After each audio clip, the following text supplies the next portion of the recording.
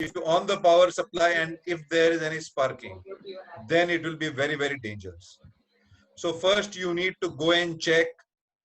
First and foremost, open all windows, have good ventilation, allow those fumes to move out of your plant, keep it there for for some time, and then also go and check if there are any resin barrels leaking or solvent barrels leaking or finished paint drums open. So there's a lot of material which is there around, which is not very good for a person to get in, just immediately start working.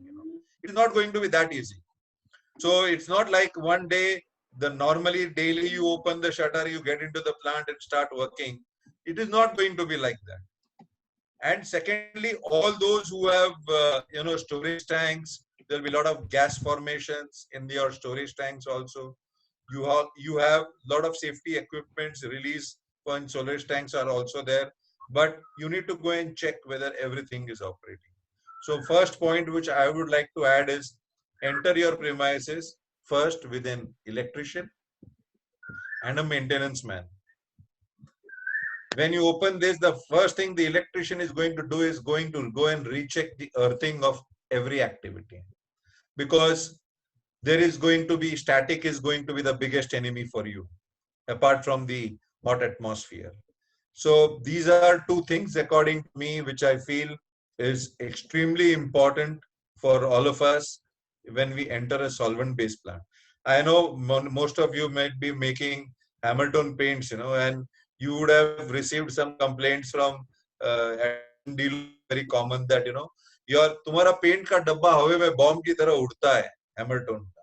Why? Because the aluminum paste, which has got oleic stearic acid coating on the surface, on the aluminum powder, and that is depleted due to higher acid value. So these type of things are very common in paint factories also. I have seen this type of booming in many paint factories also. So you are sitting on an atom bomb, live bomb, when you enter a plant.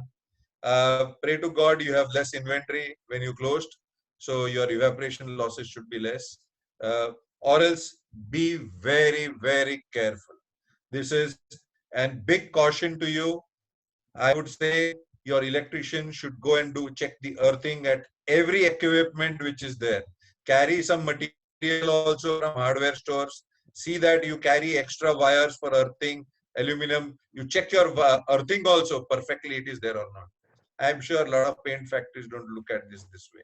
So you need to, SME especially, sorry. So you need to be very careful the moment you enter the premises. So this is one first thing to start with. So I have set your ball rolling now, Manish, so that people are now getting ideas what to talk more on this. So this is what I wanted to start with. Thank you. Thank you, sir. Thank you very much. And I want an expert advice also. I would like to call Dr. Gaurav Srivastava कि वो भी एक expert advice दे दें कि जैसे ही हम factories अपनी खोलते हैं, कोविड-19 का जो ये लॉकडाउन पीरियड खत्म होता है, तो हमें क्या प्रिकॉशन देनी चाहिए. गौरव श्रीवास्तव जी.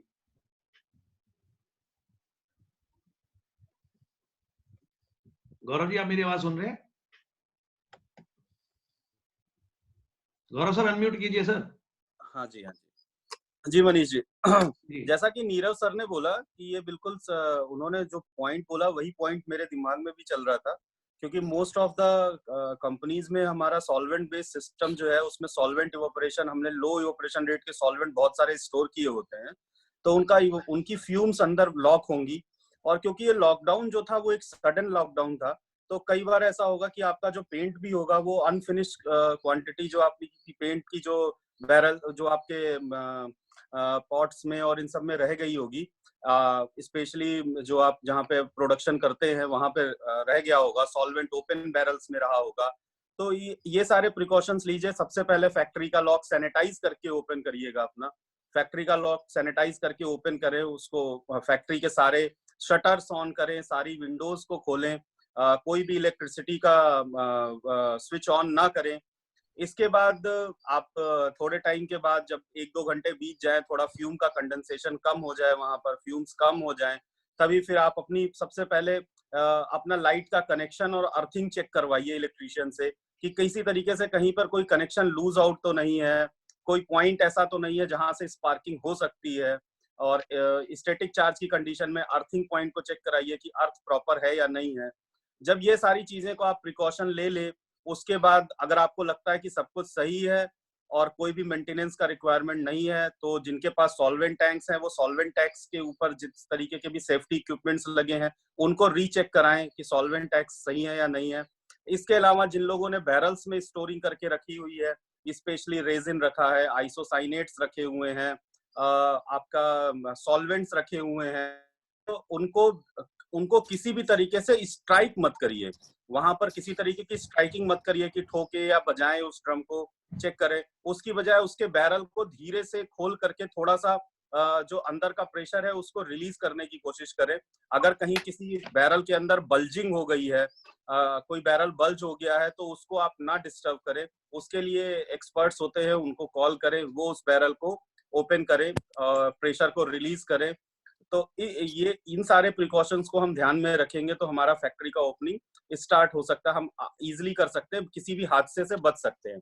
सेकंड पॉइंट क्या है कि अभी इतने दिनों में जो आपने रॉ मटेरियल स्टोरेज करके रखा हुआ है 2 महीने में, क्योंकि ये सारी चीजें इतने दिनों से क्लोज बैरल्स में पड़ी हुई हैं, specially in case of emulsions वगैरह के केस में कहना चाहूंगा कि आपने जो इमल्शंस वगैरह रखे हुए हैं वो क्लोज कंडीशन में टेम्परेचर राइज होने की वजह से हो सकता है इमल्शन का डिग्रेडेशन हो चुका हो। तो आप पहले सारी चीजों को एक बार चेक कर लीजिए कोई भी एक्टिविटी फर्दर स्टार्ट करने के पहले मैन्युफैक्चरिंग की। रॉ मटेरियल की टेस्टिंग दोबारा से कर लीजिए, पर सबसे पहला जो प्रिकॉशन है फैक्ट्री ओपन करने के पहले ये ध्यान रखें कि वाकई में सॉल्वेंट बेस्ड सिस्टम की जो फैक्ट्रियां हैं वो एक लाइव बॉम्ब होती हैं। तो इन सब चीजों का ध्यान में रखें। जहां पर हाँ स्पेशली आपने एनसी स्टोर करके रखा हुआ है तो वहां का टेम्परेचर जरूर डाउन करने की कोशिश करें बिफोर हैंडलिंग द एनसी। ये सारे प्रिकॉशंस को ध्यान में रखें, आपके लिए काफी हेल्पफुल रहेगा ये सारा फैक्ट्री ओपन करने के टाइम पे। सर वाटर बेस में कोई प्रिकॉशन? वाटर बेस का सर प्रिकॉशन यही है कि आपका जो रॉ मटेरियल है ना उसके डिप्लीशन के चांसेस ज्यादा रहते हैं। वाटर बेस में हाँ अगर आपने कुछ मेटेलिक पेंट्स बना करके रखे हुए हैं तो वहां पर आप जरूर जो उसमें जो हाइड्रोजन गैस बनती है ना सर वो एक्सप्लोसिव होती है बाय नेचर, और हाइड्रोजन जो गैस है वो बहुत जल्दी फायर पकड़ लेती है। तो उस चीज का ध्यान में रखें। अगर कहीं आपने इस तरीके का पेंट बना के रखा हुआ है तो वहां पर उन बॉक्सेस को चेक कर ले, उन पेंट के डब्बों को चेक कर ले कि उनके अंदर किसी तरीके का बल्जिंग का इशू तो नहीं है। बल्जिंग का इशू हो तो फिर थोड़ा सा केयरफुली उनको खोले। स्ट्राइकिंग करेंगे तो स्ट्राइकिंग करने की वजह से कई बार ऐसा होता है कि हाइड्रोजन जो गैस बनी होती है वो बॉक्स जो है वो फट जाता है। तो इन चीजों का वाटर बेस में भी ध्यान रखें। और फैक्ट्री स्टार्ट करने के पहले अपने रॉ मटेरियल्स को एक बार चेक कर लें कि रॉ मटेरियल्स का डिग्रेडेशन तो नहीं हो गया है, specially in case of emulsions कि इमल्शन ब्रेकडाउन तो नहीं हो गया है, क्योंकि टेम्परेचर ऑलमोस्ट अभी 42 डिग्री के आसपास पहुंच गया है, तो फैक्ट्री के अंदर का टेम्परेचर भी ज्यादा हो गया होगा रॉ मटेरियल का। ये तो बात होगी मैन्युफैक्चरर्स के लिए।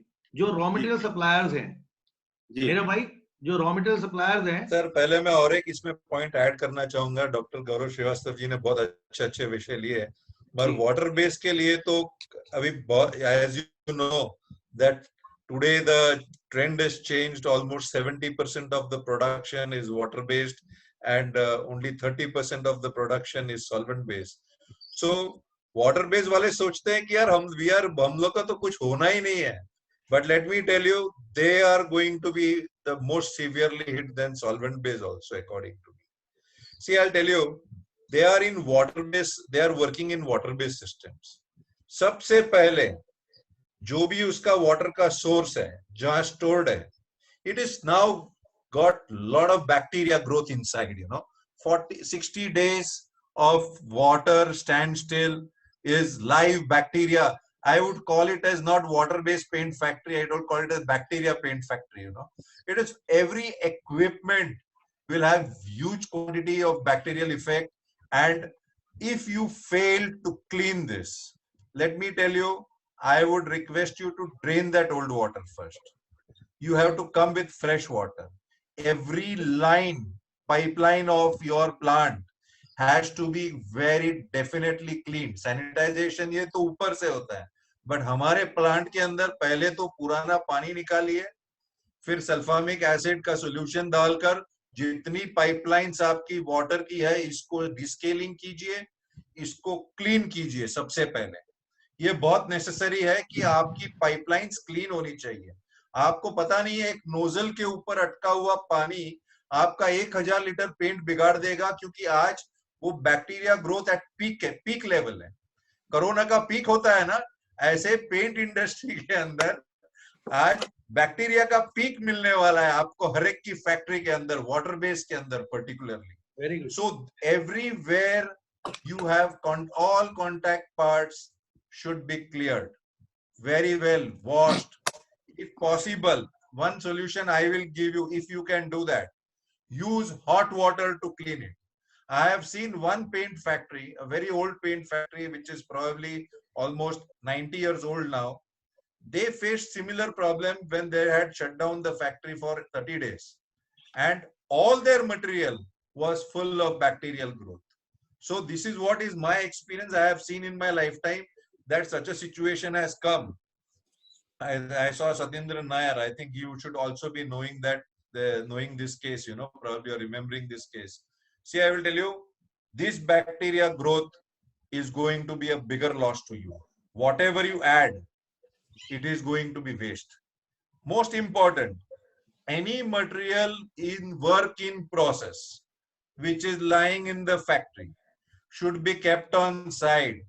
वो हमारा नॉर्मल पहला नेचर होता है, अरे यार ये बचाओ, ये हमारे सामने दिखता है, ये पेंट को बचाओ।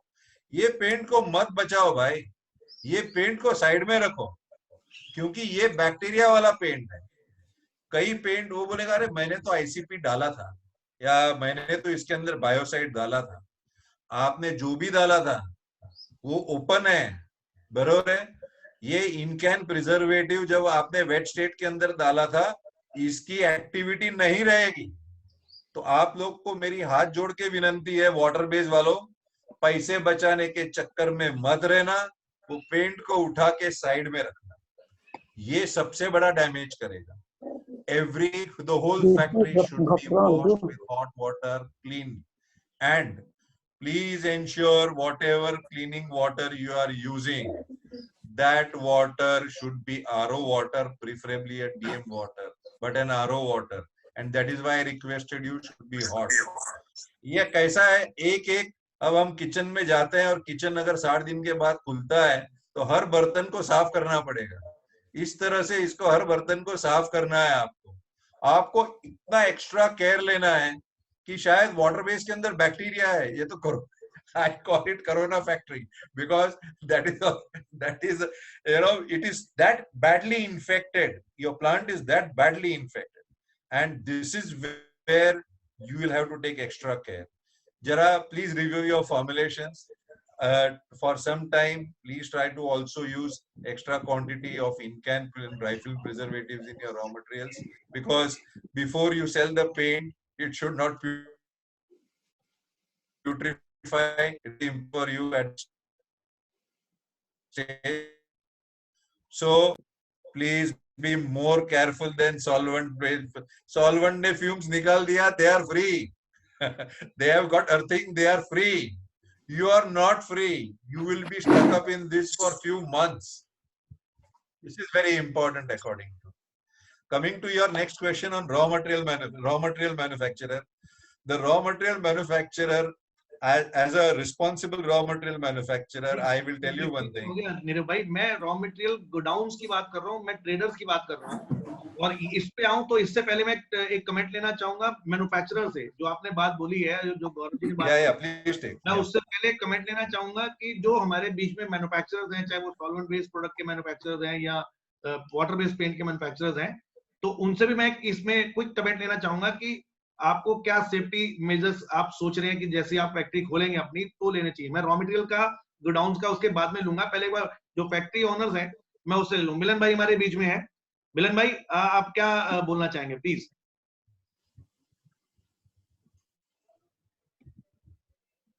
मिलन भाई अनम्यूट कीजिए। हाँ बोलिए मिलन भाई, अपना वैसे तो 90% जो श्रीवास्तव जी ने और नीरव भाई ने जो बात किया है, बाकी रॉ मटेरियल के अंदर तो ज्यादा करके जो है फ्यूम्स वगैरह ये सॉल्वेंट बेस के अंदर निकालने हैं वो तो बराबर है, मशीनरी भी जो है वो हर एक मशीनरी हमको साफ करके उसको क्लीन करके उसके अंदर एक एक मशीनरी बारी बारी चालू करनी है। सब मशीनरी एक दफे चालू भी कर देंगे तो भी प्रॉब्लम है। अच्छा, इतने दिनों के बाद में जैसे नीरव भाई ने बताया इलेक्ट्रिशियन को लेके, तो एक बात है अपना अर्थिंग वगैरह चेक करना जरूरी है। और स्टोरेज का जो है वो तो नेचुरली एक बात है सॉल्वेंट बेस के अंदर या तो वाटर बेस के अंदर प्रिकॉशंस तो हर एक को लेना ही पड़ेगा, अन्यथा एक बात है ज्यादा से ज्यादा प्रॉब्लम हो सकती है और आगे चल के फिनिश गुड्स में ज्यादा प्रॉब्लम होता है।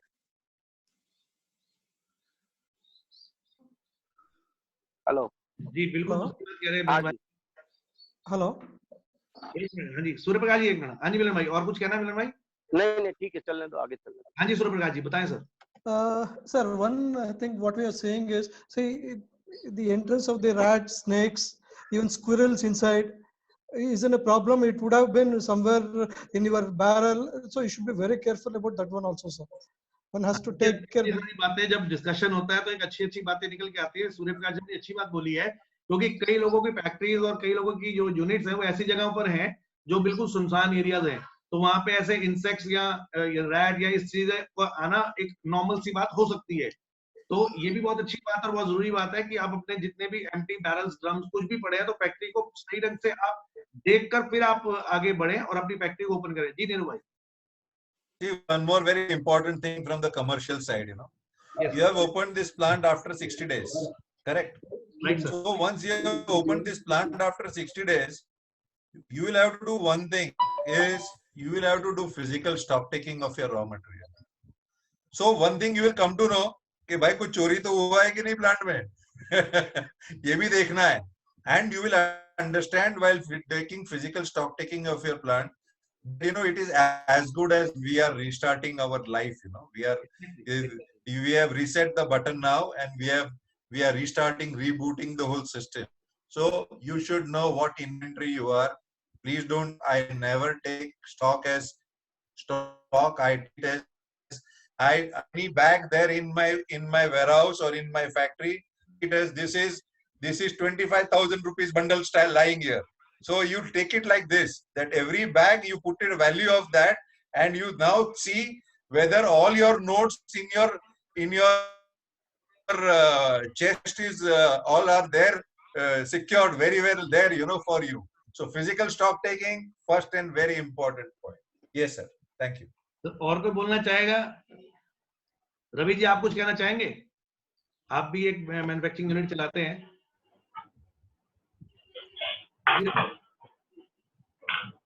नीरज जी ने और गौरव जी ने बहुत अच्छे से कह दिया है सारा फैक्ट्री खोलने के विषय में। ओके आगे विषय में बढ़ सकते हैं। ओके, तो मुझे लगता है कि एक सेफ्टी पॉइंट ऑफ व्यू से मैन्युफैक्चरर्स के लिए जो जो रिक्वायरमेंट है उसकी हम लोग आपस में अच्छे से डिस्कशन कर पाए हैं। मेरा नेक्स्ट जो कंसर्न है, चक्रवाणी जी बोले सर। मशीन को ग्रीसिंग भी करने का है सर। हाँ वो बताया ना, मिलन भाई ने बोला कि आपकी जितनी मशीनरी हम उन सबको चेक कीजिए प्रॉपर, वो मशीनरी उसमें आता है सर। मेरा नेक्स्ट रहेगा कि जो रॉ मटेरियल सप्लायर्स हैं, मैं मैन्युफैक्चरर्स की बात नहीं कर रहा हूँ, मैन्युफैक्चरिंग तो हम लोगों ने इसमें कन्वर्ट कर लिया, जो मैन्युफैक्चरिंग की बात हम कर रहे थे उसमें फिनिश गुड मैन्युफैक्चरर्स भी आ जाते हैं, रॉ मटेरियल मैन्युफैक्चरर्स भी आते हैं। लेकिन सबसे बड़ा कंसर्न है जो लोग अपने गोडाउन्स के अंदर बहुत क्वांटिटी के अंदर मटेरियल रखे हुए हैं। एग्जैक्टली जैसे नीरव भाई ने बोला कि 60 डेज के बाद में हम लोग अपने गोडाउन्स या अपनी फैक्ट्रीज या कुछ भी हम लोग खोलने जा रहे हैं, तो जो प्रोडक्ट एज इट इज पड़े हैं वहां पर, उनके लिए क्या सेफ्टी रहने वाली है as for solvent base and for water base, इसके लिए मैं आपसे जानकारी चाहूंगा। गौरव जी आप बताएंगे, नीड फर्स्ट एक्सपर्ट एडवाइस, उसके बाद मैं फिर बाकी लोगों के पास जाता हूँ। सर देखिए, जो रॉ मटेरियल सप्लायर्स हैं उनके लिए मेरा यही कहना है कि हर एक रॉ मटेरियल की अपनी एक सेल्फ लाइफ होती है और एक स्टोरेज की कंडीशन होती है। उस कंडीशन के बाद ही वो रॉ मटेरियल्स जो होते हैं वो यूज करने लायक होते हैं, सप्लाई करने लायक होते हैं। अगर उसमें किसी तरीके का कोई चेंज होता है तो फिर वो रॉ मटेरियल सप्लाई करने लायक नहीं रह जाते हैं। तो जो प्रिकॉशन फैक्ट्री ओपनर्स को लेने हैं वही प्रिकॉशंस आपको भी लेने हैं अपना गोडाउन ओपन करने के पहले, क्योंकि आप भी एक लाइव बॉम्ब रखे हुए हैं अपने पास में अगर सॉल्वेंट बेस्ड सिस्टम है तो।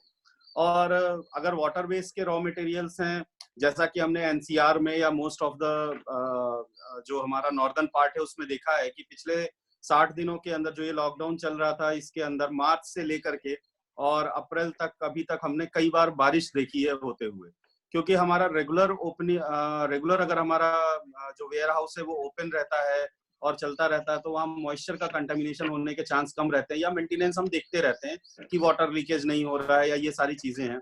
एंड वाटर बेस्ड सिस्टम के अंदर जो रॉ मटेरियल्स होते हैं वो हाइड्रोफिलिक बाई नेचर होते हैं, सो वो वाटर प्रोन होते हैं, वाटर एब्जॉर्प्शन के लिए प्रोन होते हैं। सो मिनरल्स के केस में या इमल्शंस के केस में स्टोरेज स्टेबिलिटी और इन सारी चीजों को ध्यान में रखना बहुत जरूरी है। और जरूरत पड़े तो आप जो उन रॉ मटेरियल के मैन्युफैक्चरर्स हैं उनसे गाइडलाइन लीजिए कि ये मटेरियल इतने दिनों से इस टेम्परेचर में इस तरीके की स्टेट में पड़ा हुआ था, तो अभी इसका कैसे क्या किया जा सकता है। पेंट जो मैन्युफैक्चरर है उनके साथ में कोरिलेशन के साथ में आप उसको एक बार टेस्ट कर लीजिए कि ये यूज करने लायक रह गया है या नहीं रह गया है, और जिस मटेरियल के अंदर मॉइस्चर आ गया हो उसको एक साइड में कर दें, उसको ड्राई आउट होने दे प्रॉपरली, फिर बाद में देखिए कि उसको कैसे आप यूज करवा सकते हैं या उसको कैसे आप मतलब निकाल सकते हैं, क्या कर सकते हैं उसका वो बाद में देखें। क्योंकि जैसे ये फैक्ट्रियां खुलेंगी तो ऑलमोस्ट सबके यहाँ से डिमांड भी जनरेट होना स्टार्ट हो जाएगी। तो सप्लायर्स के केस में मेरा यही सजेशन है कि आप रॉ मटेरियल जैसे मेंटेनेंस तो एक पार्ट है ही, जो आप जैसे फैक्ट्री ओपन करते समय हम देखेंगे, वैसे ही सारे प्रिकॉशंस हमको अपने वेयर हाउस ओपन करते समय भी देखने हैं। जैसा कि सूर्य प्रकाश जी ने बोला, नीरव भाई ने बोला कि वो जितने प्रिकॉशंस लेने हैं फैक्ट्री ओपन करने के टाइम में, उतना ही आप अपना वेयर हाउस ओपन करने के टाइम में लें। प्लस साथ ही साथ में ये देखें कि रॉ मटेरियल की कंडीशन क्या रह गई है, जो हमने स्टोर किया था उसमें किसी तरीके का कोई इश्यू तो नहीं है, स्टोरेज के अंदर जमीन पे रखा हुआ रॉ मटेरियल है, मॉइस्चर लिया हुआ तो नहीं है। ये सारी चीजें आपको थोड़ा सा वेरीफाई करके वो स्टॉक को सेग्रीगेट कराना पड़ेगा, और स्टॉक को सेग्रीगेट करके ही आप फर्दर फ्यूचर प्लानिंग करें। जैसे नीरव भाई ने उस समय बोला कि अपना बैक्टीरिया और उस पे सब चर्चा की है, तो सेम हम लोगों को प्रिकॉशंस रॉ मटेरियल सप्लायर्स को भी लेनी पड़ेगी। मैं एक बार ड्रायर पॉइंट ऑफ व्यू से, Yogesh ji, dryer point of view से कोई ऐसा कुछ हार्म तो नहीं है या कुछ प्रॉब्लम तो नहीं आ सकती, जैसे लेड है या कोबाल्ट है, तो इसमें कोई सेटलिंग की तो नहीं आ सकती प्रॉब्लम, योगेश जी केमिलाइन से? योगेश जी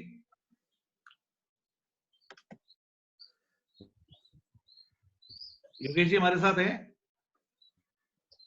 अपना को अनम्यूट कीजिए योगेश जी।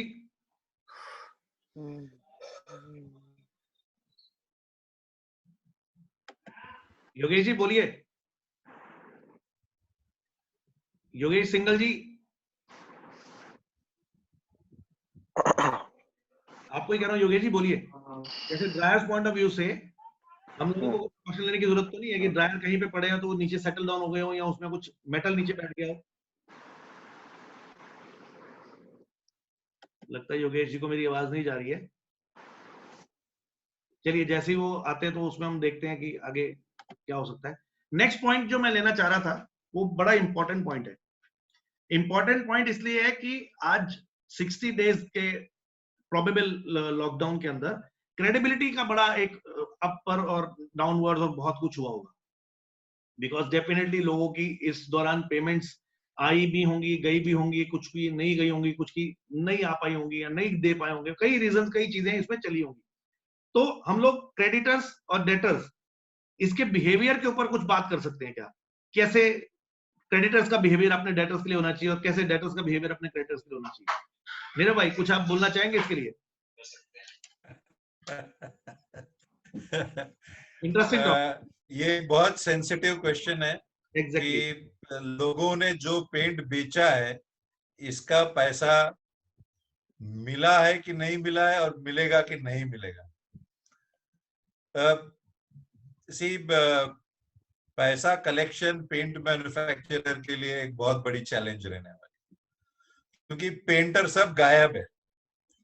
मैक्सिमम प्रोजेक्ट जो आधे रास्ते में है, ये प्रोजेक्ट कई बार ऐसे देखा जाएगा कि the person who wants to complete the project might not even try to take it further and leave it as such, telling that 6 महीने बाद देखेंगे क्या होगा, because we all know that painting is an postponable activity.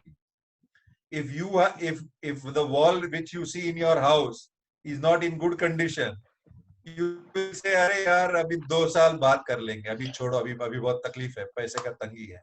As per market अभी 2-3 महीने नहीं करेंगे लोग। तो ये आपकी बहुत सही बात है। तो ये परिस्थिति देखते हुए अगर वो पेंट डीलर की दुकान के ऊपर अगर गिराई चढ़ ही नहीं रहा है, हाँ, तो वो दुकान पे से तुमको पैसा कैसे मिलेगा, और पहले पैसा किसको मिलेगा, ये भी प्रश्न आप अपने आप को पूछ लीजिए। ये सबसे बड़ा क्वेश्चन है कि वो सबसे पहले पैसे किसको देगा। हाँ, पहले पैसे देगा, कब देगा और पहले किसको देगा। उसके पास 100 रुपया आएगा तो तुम्हारा नंबर कब लगेगा इसके अंदर। जी। ये एक बहुत बड़ा प्रश्न आपको अपने आप को पूछना है। इसमें मैं और भी थोड़ा लोगों की राय जानना चाह रहा था, कोई अपने तरफ से राय देना चाहे तो। हेलो, जी मैं प्रशांत भावसार 20 माइक्रोन से। जी कुछ जो बड़े कस्टमर है वो अभी ऐसा उन्होंने कुछ स्टार्ट किया है मार्केट में, कुछ डिस्काउंटिंग देके कि अगर 3 महीने तक अगर पेमेंट करते हैं, जो भी छोटे छोटे शॉपकीपर और ये उन्होंने डिस्काउंट स्टार्ट किए 1.5%, 2%। तो जो नीरव जी का कहना है कि पैसा किसको देगा, तो मेजरली बड़े कस्टमर को ज्यादा, मतलब जो ऑर्गेनाइज कस्टमर है उनको ज्यादा प्रायोरिटी मिलेगी, और उन्होंने प्रायोरिटी लेने के लिए डिस्काउंट ऑफर भी डीलर को स्टार्ट कर दिया है। रिटर्न में उन्होंने सब डीलर को भेजा है कि 3 महीने तक, अगर 3rd महीने तक अगर आप पेमेंट करते हैं तो इतना % डिस्काउंट मिलेगा, 26 तक कर दो इतना % डिस्काउंट। ऑलरेडी ये स्टार्ट हो चुका है डिस्काउंटिंग वाला ये सिस्टम मार्केट के अंदर पैसा कलेक्ट करने के लिए। आइडिया फॉर MSME कि वो भी अपने शॉपकीपर्स को, अगर उनको लगता है कि हाँ हम लोग ये ऑफर दे सकते हैं तो ये ऑफर दी जा सकती है। Thank you Prashant ji, very good advice. हाँ जी आलोक जी बोले। मैं ये कहना चाह रहा था मनीष जी, 20-22 सालों से हम लोग कई कंपनियों के एजेंसियां हैं, सब कुछ है। ये प्रॉब्लम मुझे नहीं लगता कि मुझे आ रहा है या बाकी लोगों को आ रहा है। ये पिछले 40 दिनों से मैं उनका व्यवहार देख रहा हूँ कि मटेरियल के लिए उतने फोन नहीं आते उतने पेमेंट के लिए, जबकि मटेरियल अभी पहुंचा भी नहीं है, ट्रांजिट में मटेरियल। फिर भी उनकी उत्सुकता, वो 20 साल की क्रेडिबिलिटी, जो पेमेंट साइकिल और वो सब कुछ है, तो धीरे धीरे भरोसा एक दूसरे पे उठता जा रहा है। हाँ यही तो मैंने बोली थी बात सर, कि क्रेडिटर्स का डेटर से और डेटर्स का क्रेडिटर से जो भरोसा है वो बनेगा भी इसी वक्त में और बिगड़ेगा भी इसी वक्त में। काफी लोगों का आपस में झगड़ा भी होगा इसी बात को लेकर। मनीष जी, मैं चाहूंगा कि Manish ji, sorry to interrupt you, मैं चाहूंगा कि आपका डिस्कशन अभी पेंट मैन्युफैक्चरर की डेटर तक ज्यादा रहना चाहिए। बरोबर है, क्रेडिटर के तो बहुत सारे सवाल है, उस पे तो बहुत लंबा डिस्कशन हो सकता है। पहले आप डेटर के विषय को पेंट मैन्युफैक्चरर के मुंह से सुनना चाहूंगा मैं। हाँ मैं वही की क्या सोच है रहा हूँ। एक्चुअली देखिए हमारे इस फोरम पे मैन्युफैक्चरर्स भी हैं, रॉ मटेरियल सप्लायर्स भी हैं, एवरीवन इज देयर।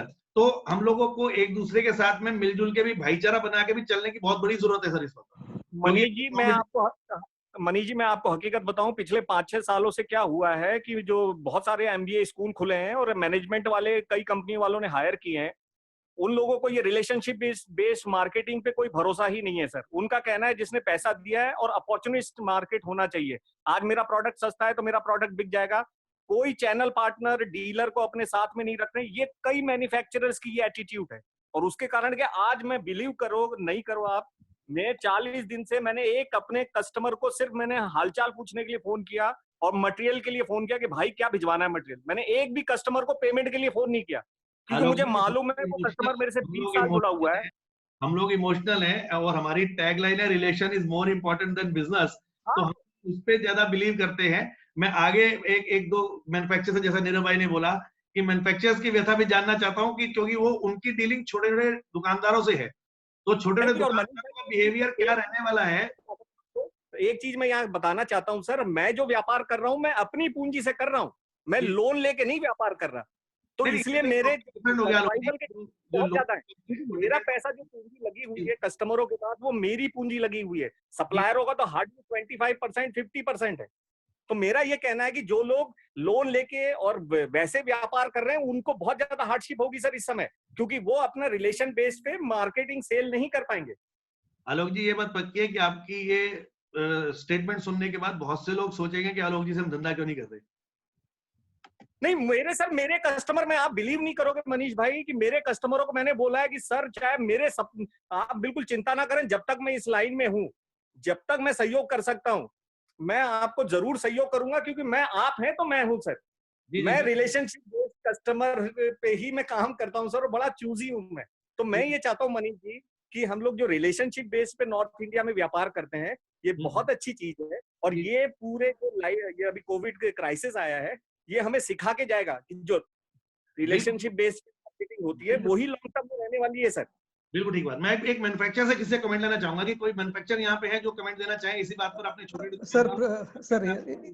सर प्रकाश है सर, सूर्य प्रकाश है। बताएं sir. Sir, before coming to that, when it started, especially for small scale industries, where they have taken the overdraft and would have taken the machinery and the term loan, see, it would have already been debited. So first you have to fulfill that gap, and then you should start transaction. So first you should collect, even before you start your transaction, you should fill that gap and do that. Labor already you should pay that. So I mean, it will take, I think, 15 to 20 days to only fill the gap before you start, you have money to do. तो problem है sir, यही problem पे तो बात करना चाह रहे हैं। देखिए, हम लोग आपस की बात नहीं कर रहे हैं, अभी बात हो रही है दुकानदारों की, जो छोटे शॉपकीपर्स हैं, उनको लेकर मैन्युफैक्चरर्स के दिमाग में क्या है। मैं ये, नीरव भाई भी ये चाह रहे थे कि मैन्युफैक्चरर कोई कमेंट करे, तो मैं भी चाहता हूँ कि कोई मैन्युफैक्चरर हमारे बीच में है, वो कुछ बोलना चाहते हैं तो प्लीज आए सामने और बोले सर। भूमिक शाह जी बोलिए सर। हेलो जी भूमिक जी। मंजीत जी आप बोलिए, कोई बात नहीं। मंजीत जी आपके एडवाइस लेना चाहूंगा तो। हाँ, मैं मंजीत बोल रहा हूँ एचडी कलर ब्रांड से। तो एक्चुअली अभी मैं आप डीलिंग जो करते हैं वो छोटे दुकानदारों से ही करते हैं। कौन में? नहीं, एक्चुअली हमारा क्या है, हमारी एक बार में 35 टन 42 टन की गाड़ियां जाती है। हम लोकल सेल करते नहीं, बाहर है इंडस्ट्री में। एक मिनट आप रुकिए सर, मैं मैन्युफैक्चरर से लेना चाहता हूँ कमेंट, या आपसे कमेंट नहीं लेना चाह रहा हूँ, मैं मैन्युफैक्चरर से कमेंट लेना चाह रहा हूँ, जो छोटे शॉपकीपर्स के साथ डील करते हैं सर, उनमें से किसी कोई कमेंट करना चाहे प्लीज। हम भी मैन्युफैक्चरर ही है सर। सर आप डिस्ट्रीब्यूटर लेवल पे कर रहे हैं, मैं छोटे मैन्युफैक्चरर्स की बात कर रहा हूँ जो छोटे रिटेल मार्केट करते हैं। मनीष जी जी बोलिए सर, बोलिए। एक बात ऐसा है कि फर्स्ट ऑफ ऑल हमारा जो पेंट सप्लाई जो होता है दुकानदारों को, जी जिस दिन 15 मार्च को या 18 मार्च को लॉकडाउन चालू हुआ ना, ऑलरेडी तभी 3 महीने 4 महीने हो गए पेमेंट को जी, और अभी और अगले 2 महीने जाएंगे। बिल्कुल बिल्कुल बिल्कुल। तो 5-6 महीने तो वैसे ही निकल गए जी।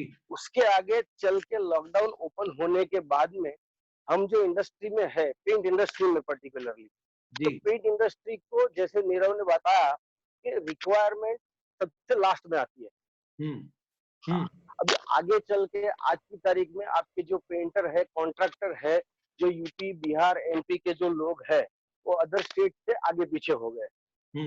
वो कब वापस आएंगे, कब वापस डिमांड खुलेगा, समझे। अच्छा, और दुकानदार जो भी है, कस्टमर, आज एक बात है, मेरे पास में तो रिटेल काउंटर भी है, तो दुकानदार जो भी है आज की तारीख में कोई भी ब्रांडेड का प्रोडक्ट बिक रहा है तो पहले ब्रांडेड को ही पेमेंट देगा, स्मॉल स्केल वाले को पेमेंट देगा ही। बिल्कुल ठीक बात है।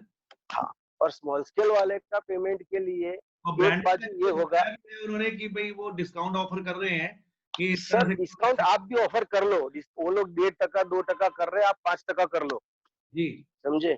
मगर एक बात है कि पहले फिर भी प्रायोरिटी लार्ज स्केल को ही मिलती है, ब्रांडेड को ही मिलती है, स्मॉल स्केल को नहीं मिलती। बिल्कुल ठीक बात है। दूसरी बात आपको आगे चल के ये बताऊं कि एक बाजू स्मॉल स्केल मैन्युफैक्चरर के लिए प्रॉब्लम होगा रॉ मटेरियल के पास में से, कि भाई रॉ मटेरियल वाला बोलेगा भैया अगला पैसा दो तो मैं आपको और मटेरियल देता हूँ। ये सबसे बड़ी इंपॉर्टेंट बात है सर, कैश ट्रांजैक्शन जो है वो हो जाएगी। और मार्केट से जो आपने जिसको मटेरियल सप्लाई किया है वो बोलेगा माल बिक ही नहीं रहा है तो आपको पेमेंट कहाँ से। यही वही बात आ रही है सर, इस समय जो कैश ट्रांजैक्शन के ऊपर है, जैसे नीरव भाई ने बोला कि वो प्योरिटी पे किसको करेगा और किस तरह से करेगा, इसमें कैश ट्रांजैक्शन की मुझे बू बहुत ज्यादा आ रही है कि लोग काम जो करेंगे वो कैश पे ज्यादा प्रेफरेबल करेंगे और कैश पे करना शुरू कर देंगे। नीरव भाई साहब ऑन एन एवरेज एक बात है, कोई भी रिटेल काउंटर का सेल जो है ना, वहां पे आप देखो तो उसका 80% सेल जो है ब्रांडेड कंपनी का है, 20% सेल जो है स्मॉल स्केल का है जी। और वो स्मॉल स्केल का जो सेल है ना, उसका पैसा एक बात है रिटेल काउंटर वाला जो है वो और 5 जगह पे यूज करने के बाद में स्मॉल स्केल वाले को पेमेंट करता है। बिल्कुल बिल्कुल। तो एक बात ये समझ लो कि जब तक खुद का फाइनेंस नहीं होगा या खुद की कैपेसिटी नहीं होगी, या तो एक बात है, मैं तो बहुत सालों से मतलब मेरी कमेटी में आगे जहाँ भी था वो बोलते रहा हूँ कि स्मॉल स्केल वालों ने एक चीज नक्की करना पड़ेगा, लालच को छोड़ के, कि भैया मुझे 30 डेज में पेमेंट अगर मिलती है, 45 डेज में पेमेंट अगर मिलती है तो मैं धंधा कर पाऊंगा, नहीं तो नहीं कर पाऊंगा जी। अगर ये सब स्मॉल स्केल वालों ने नक्की किया ना, तो उतना तो कम से कम हो सकता है, क्वालिटी रेट उसका जो भी कंपटीशन है वो अलग रहेगा। मगर एक बात है, एटलीस्ट यहाँ तो होगा कि दुकानदार को या सब कस्टमर को मालूम पड़ेगा कि इनका पैसा मैक्सिमम 45 दिन में देना है, नहीं तो ये मटेरियल सप्लाई बंद हो जाएगी। ये प्रॉब्लम हर एक जगह पे आने वाली है, क्योंकि सप्लायर बोलेगा मेरा पैसा दो, और जिससे पेमेंट लेना है ऑलरेडी 5 महीने 6 महीने हो गए हैं, वो बोलेगा बिजनेस ही नहीं है तो आपको पैसे कहाँ से दूंगा। ठीक बात है सर, ये सबसे ज्यादा प्रॉब्लम। नीरव भाई क्या कहना चाहते हैं? मनीष जी आपने ये आलोक जी एक मिनट आ रहा हूँ, बोलिए नीरव भाई। देखो मेरा व्यू एकदम अलग है। एसएमई पेंट मैन्युफैक्चरर जो पेंट इंडस्ट्री में है, ये मैंने कई डीलरों से बात की है, मैं भी कुछ डीलर लेवल तक बेचता हूं, तो मैं भी डीलरों से बात करके, बड़े डीलरों से जो मुझे फीडबैक मिला है कि, और खास करके मेरी आंख खुली जब हम लोग कलकत्ता की मीटिंग के अंदर, इस पर कलकत्ता का जो मीटिंग था उसके अंदर West Bengal paint dealer association के प्रेसिडेंट खुद थे वहां पर, और उन्होंने स्ट्रेट कहा कि आप लोगों का मार्केटिंग वीक है, इसके लिए आपका कलेक्शन वीक है, और अगर आपको ये समय में रहना है तो आप लोगों को डीलर के साथ रुकना पड़ेगा। और मैं आपको दूसरा एक चीज बता दूं कि पेंट डीलर जो है, he is a rich man but his money cycle is stuck up today.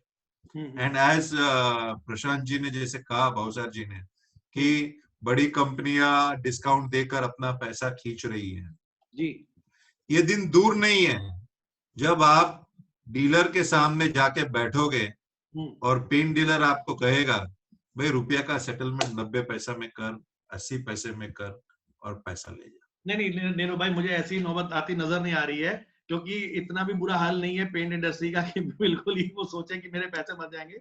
मैं ये नेगेटिव बात आप अभी भी मनीष जी गफलत में हो, मेरी बात मानिए।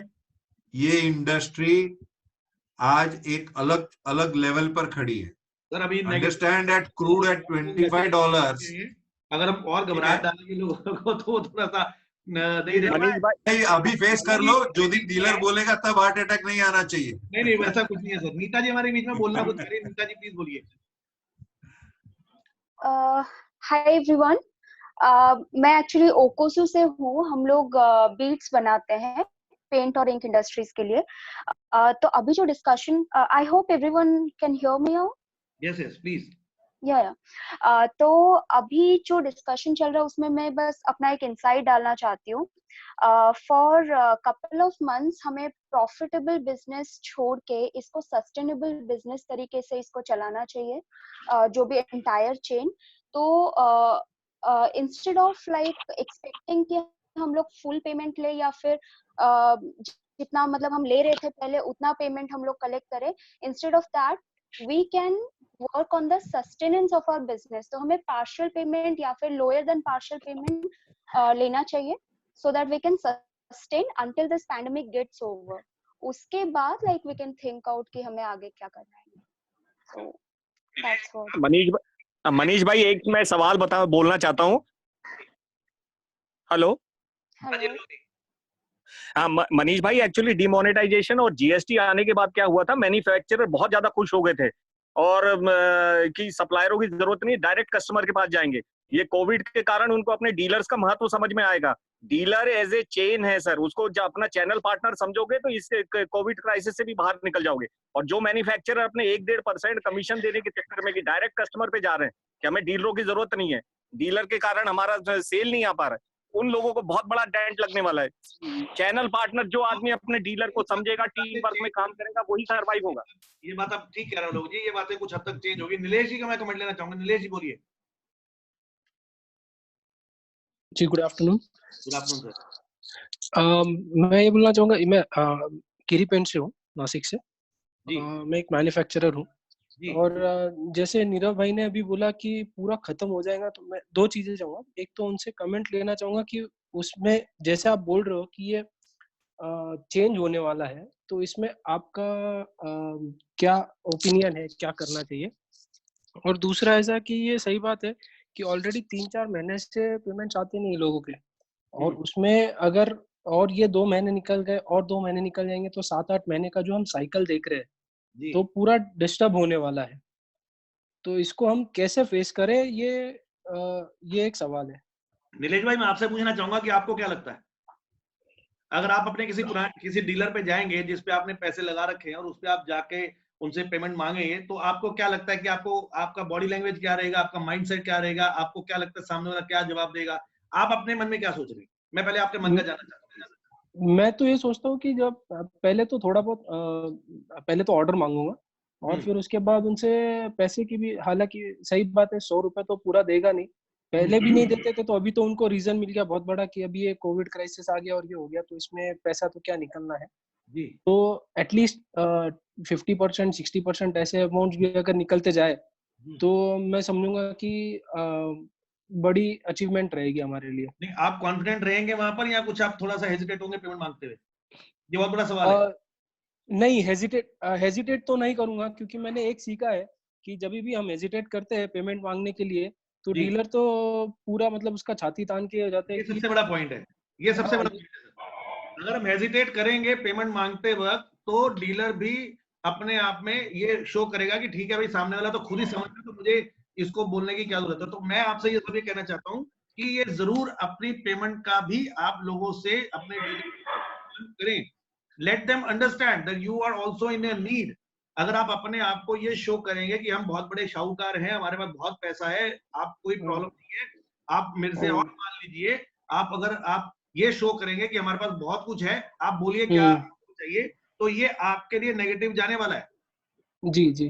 क्यों? क्योंकि वो ये सोचेगा कि मेरे पास तो आ ही रहा, तो इनको जरूरत नहीं है। फिर वो नीरज भाई वाली बात आएगी कि प्रायोरिटी, अगर आप प्रायोरिटी शो नहीं करोगे तो वो आपको नहीं पूछेगा, फिर वो दूसरे को देखेगा जो अपने आप को परेशानी क्रिएट करके सामने लेके आ रहा है।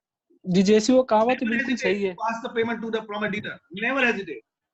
जी जी। ये सबसे बड़ा पॉइंट है सर। मैंने इसीलिए आपसे पूछा, नीरव भाई का कमेंट तो मैं ले लूंगा, मुझे पता है नीरव भाई क्या बोल लेकिन ये हेजिटेशन जो है नहीं सर, बिल्कुल वो ये मत करना। ये सर मैंने एक्सपीरियंस से सीखा है कि जब तक मांगते नहीं है तब मिलता नहीं है। नहीं मिलेगा जैसे मांगने पैसे मांगने लगते हैं तो पैसे से मैं पहले आपको ऑर्डर भी मिल जाता है। मेरे भी डीलर्स हैं, मेरे भी छोटे डीलर्स भी हैं, डिस्ट्रीब्यूटर्स भी हैं। मैं पेंट बनाता हूँ मैं, वो भी सब कुछ है। मैं भी लोगों से अभी नहीं मांग पा रहा हूँ बिकॉज मुझे वाकई हेजिटेशन हो रही है मांगते हुए। मैं आप सबको लोगों को तो कह रहा हूँ, बट मैं हेजिटेट कर रहा हूँ, लेकिन ये हेजिटेट नहीं करना मुझे अपने आप को भी। जी जी। हम हेजिटेट करते हैं तो हम अपने आप को सजा दे रहे हैं सर। जी एग्जैक्टली, कंडीशन को देखते हुए हम लोग अच्छे सही टाइम का वेट करके बात करें, वो ज्यादा अच्छा है, क्योंकि रिलेशन भी नहीं खराब करने। वो तो है सर, सही बात है। हमारे नॉर्थ इंडिया में नीलेश भाई ज्यादातर रिलेशन चलता है और काफी रिलेशन चलता है, रिलेशन बहुत होता है। तो ये सर हमारे इधर भी सही है, वैसा तो रिलेशन चलता ही है, 100% चलता है, क्योंकि काफी जगह ऐसे कि जो डीलर्स है वो बाकी 10 लोगों से नहीं लेते, मेरे से लेते हैं, क्योंकि वो रिलेशन एक बन चुका है। इस पार्ट ऑफ इंडिया के अंदर ज्यादा प्रोफेशनलिज्म देखा है। ये मेरा अपना एक्सपीरियंस है, मैंने ज्यादा प्रोफेशनलिज्म देखा है। रिलेशन है, नो डाउट रिलेशन बहुत होते हैं, लेकिन प्रोफेशनलिज्म थोड़ा ज्यादा है। तो मैं आगे बढ़ा रहा हूँ क्योंकि समय हमारे पास कम है। मैं नेक्स्ट टॉपिक लेने वाला हूँ, tax liabilities and payment of taxes. ये बहुत इंपॉर्टेंट टॉपिक है, क्योंकि ये इसमें कई लोगों की बहुत ज्यादा जिज्ञासा होगी जानने के लिए कि हमें टैक्स कब पे करना है, हमें जीएसटी कब पे करना है, ईयर एंडिंग है, टीडीएस कब पे करना है। हमारे बीच में आलोक वर्मा जी हैं, ये जीएसटी एक्सपर्ट है, मेरी रिक्वेस्ट पर आज हमारे साथ जुड़े हुए हैं। आलोक जी वेलकम है आपका। आलोक वर्मा जी अकाउंट्स भी संभालते हैं, जीएसटी के ऊपर अच्छी इनकी पकड़ है।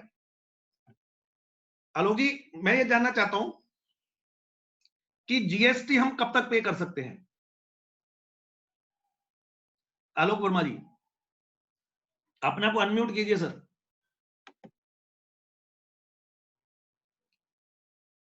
आलोक जी,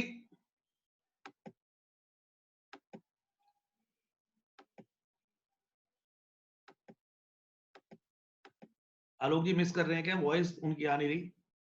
मनीष जी, तब तक मैं एक सवाल पूछूं आपसे? बिल्कुल बिल्कुल सर, बोलिए सर, बोलिए, तब तक आप बोलिए सर। मनीष जी, जो 60 दिन के लिए 60 दिन के अंदर जो चेक दे रखे हैं कस्टमरों ने, उसको कैसे मैनेज करना है सर? जो उन्होंने चेक दे रखे हैं, वो सर हर एक कस्टमर ने अपने बेचारे ने चेक काट रखा है सप्लाईज के अगेंस्ट में, तो उसको कैसे कोप अप करना है सर? नीरव भाई जवाब देंगे इसका, स्माइलिंग फेस से बढ़िया सा जवाब मुझे पता है नीरव भाई देंगे इसका। देखिए सर, जो आपने चेक दिया है पहले तो उसको लिखिए। सप्लायर की बात कर रहे हो ना आप आलोक? नहीं नहीं, कस्टमरों ने दिया है सर अपने को, सप्लायरों को तो सर वो तो कस्टमरों ने जो दिया है वो तो एक बहुत बड़ा फाइल है, क्या फोल्डर है। हाँ, अब हर कस्टमर, अभी आप कुछ समय पहले ये कह रहे थे कि ये कोविड है तो हम पैसा नहीं मांग रहे हैं, बरोबर है, और आप 10 मिनट बाद ये प्रश्न पूछ रहे हो कि भाई ये सब चेक पड़े, इसका क्या करें? तो यही मेरा जवाब रहेगा। रीशेड्यूल होता है सर नीरव सर, जैसे बैंक में रिस्ट्रक्चर होता है, रीशेड्यूल होता है, ये तो हम पिछले 20 सालों से कर रहे हैं सर कस्टमरों के साथ। तो वही मैं पूछना चाह रहा हूँ आप लोगों की कि आप लोग कैसे करते हैं सर? सर देखिए, पहली बात तो जो चेक आपका 3 महीना पुराना हो गया वो चेक डड है, वो चेक नहीं है, वो कागज का रद्दी का टुकड़ा है, बरोबर है? हाँ, because there is no obligation on the person who has given you that paper that you can use that paper or he will exchange it with another paper. So according to me, you have to ask money from people. जो आप नहीं मांग रहे हो, देखो जैसे आपको लोग पैसा मांग रहे हैं तो आपने लोगों को क्यों नहीं पैसा मांगा? आप कहते हो मुझे दिक्कत हो रही है ये कंडीशन को संभालने में, और दूसरी बाजू आप कह रहे हो कि मैं इसको कैसे हैंडल करूं। See, I will tell you. Understand one thing. Alok, please listen to my reply. Huh? See one thing. The biggest, what have you to conserve now with you in this whole process is the capital which you have with you. You have a very limited capital in your hand. Okay. And since you have a very limited capital in your hand, you just don't go on giving payments to every person who comes and asks you money. You will have to prioritize yourself, because with the given capital, you have to run your home first, then run your home of your people, your manpower who are dependent on you. Then you have to have your paid bills of power also as per the electricity boards. Yes, sir. Then you have to see that all your statutory dues have been deferred to 30th June onwards, so उसकी tension नहीं है। और अगर वो statutory due भी है तो 9% annum के ऊपर के उसके ऊपर इंटरेस्ट है, गवर्नमेंट ने आपको सॉरी ये सब लायबिलिटी से मुक्त कर दिया है। जी। आपका ईएमआई 3 महीने बाद, आपका जो भी लायबिलिटी है 3 महीने बाद। अब आपकी डायरेक्ट लायबिलिटी है आपके आदमी, आपके खर्चे, मगर इसके साथ में आपका पैसे का व्यवहार, आपको जो लोगों को चुकाना है, करेक्ट, अगर वो लोगों को भी आपको समझाना पड़ेगा। If you are not asking money and if your customer is not giving you money, first thing, I very strongly disagree with anybody who says that we don't ask money, because नहीं है। Alok, please, Alok, let me complete it. You will get your reply in this whole thing. You know? See, understand one thing, that you have to ask money from your customer. He is in lockdown, you are in lockdown. The battle is conserving capital in hand today. Yes, sir. As much capital which you can conserve in your hand is your liquidity. So liquidity crisis is the problem which we are discussing right now. And if you don't have liquidity in hand and you go on paying every person who asks you money, there is going to be a problem. Imagine a situation when the moment you start your plant or you reboot your system, you will require that capital, because there will be so many things which will have to work. Understand one thing, solvent price is lower, specialty chemicals price is lower, but availability, when you restart your plant, will there be availability? Today only you are seeing there is a huge crisis in epoxy sector. You will see this in every sector. because there is a limited inventory in supply chain. All the ports have got material. The ports are full. Ports are getting decongested now. So when you actually move open, and according to me, 15th May to 30th May is what I see as the opening date. That time, when you will see the major supplies come from 3 parts of the world: US, Europe, and China. China is trying to pump, but there is no buyer today because our system is closed. The moment you open, Chinese take money and then supply material. Nobody gives you credits like this. So you will have to conserve your capital. So if you start distributing your money today, it is not going to be easy for you. Pay selectively. And don't be in that mind frame that crude is down, so I am going to get everything cheap. Sorry. Demand and supply will determine the prices. And demand and supply will be very important because your cash flow will be required there and then when you start the plant. If your customer asks you for X product and you don't have the raw material, that order is gone. There will be scarcity of order. There will be, if you have the order and you cannot supply. Understand these multinationals. They will not be able to ship anything from US or Europe because they are in a bad situation, much worse situation than us. They are not going to be functional for additional 3 to 6 months. Look at the time frame of lockdowns which have been announced by Germany and these type of countries, 3 months ahead. Now itself. It is only US which is taking a strong step on opening economies. But I don't know how far it will work. It is a gamble which they are taking. Friends, understand one thing, coming back to our point, the cash conservation is going to be very important. And let me tell you also one thing. Those days are gone now, where most of the paint industry was thriving on suppliers' credit. Suppliers were extending you 60 days, 90 days credit, and that was enough for you to run your business and your cash flow. Exactly. Now, your supplier is not as strong as he was before. So, you will have to conserve your cash. You will have to ask your money from your dealer or your industrial customer. Whatever may happen, because demand is limited, cash flow is limited. If you don't ask, if you keep quiet, if you are a rich man, you have deep pockets, you can go on investing. But it is not so for everybody. So the SME sector is going to be hit. Even large companies will come and bargain with them. And the big raw material suppliers will go and bow their head there, but they will not bow their head at your door. So understand one thing, you are on a weaker wicket. So please don't do this mistake of not asking money. Exactly. You should ask your money. Exactly. You should, it is your legal right, legitimate right. If I have opened an LC, will not my LC be debited on the same? It will be. If you have issued an PDC, can you get it holded? You cannot. So you understand one thing. Similarly, if you have a check and if you don't ask, I think you are going wrong somewhere. Thank you. I will like to leave this meeting. I have another few con calls there. I think I made my point very strongly. Few people may not like my language. I am sorry for it. If you don't sync with me in the thought process, still I am sorry for it. But I felt I first time came to Paint Vision in this whole process. So I said I should give you the right perspective, what is happening. Thank you very much for inviting me, Manish. I have some meetings lined up further on Zoom.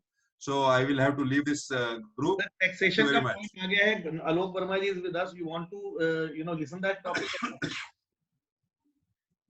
Alok, I have answered your question. Okay. Alok Verma ji आ चुके हैं बीच में हमारे साथ. Taxation के ऊपर कुछ बातचीत करना चाह रहा था कि हमको जीएसटी कब पे करना है. ईयर एंडिंग है. आलोक जी प्लीज आप बताएं हमें जीएसटी कब तक पे करना है. What is the last date of paying GST?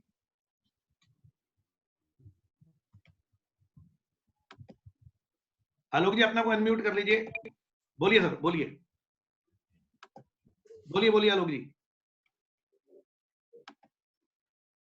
आवाज नहीं आ रही आलोक जी आपकी.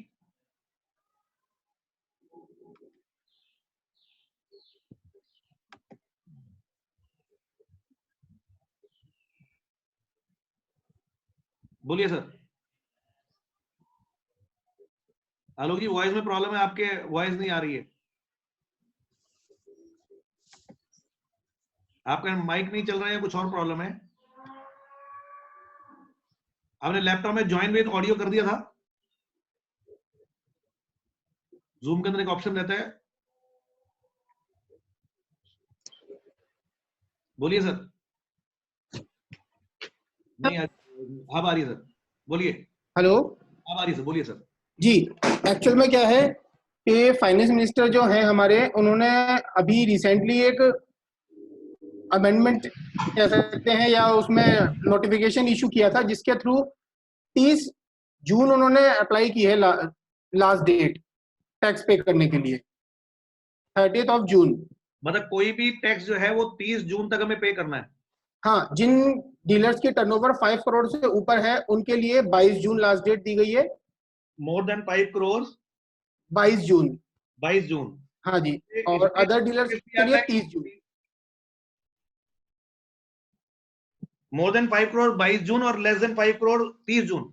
30 जून, ठीक है जी। ये हमारे 3 महीने के लिए एप्लीकेबल है, मार्च, अप्रैल और मई।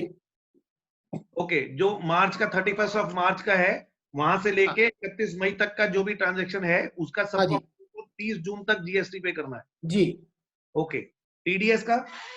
टीडीएस के लिए जो हमारी 31 को लास्ट डेट हुई है ईयर एंडिंग, उसके लिए 30 अप्रैल लास्ट डेट है। 30 अप्रैल? हाँ जी।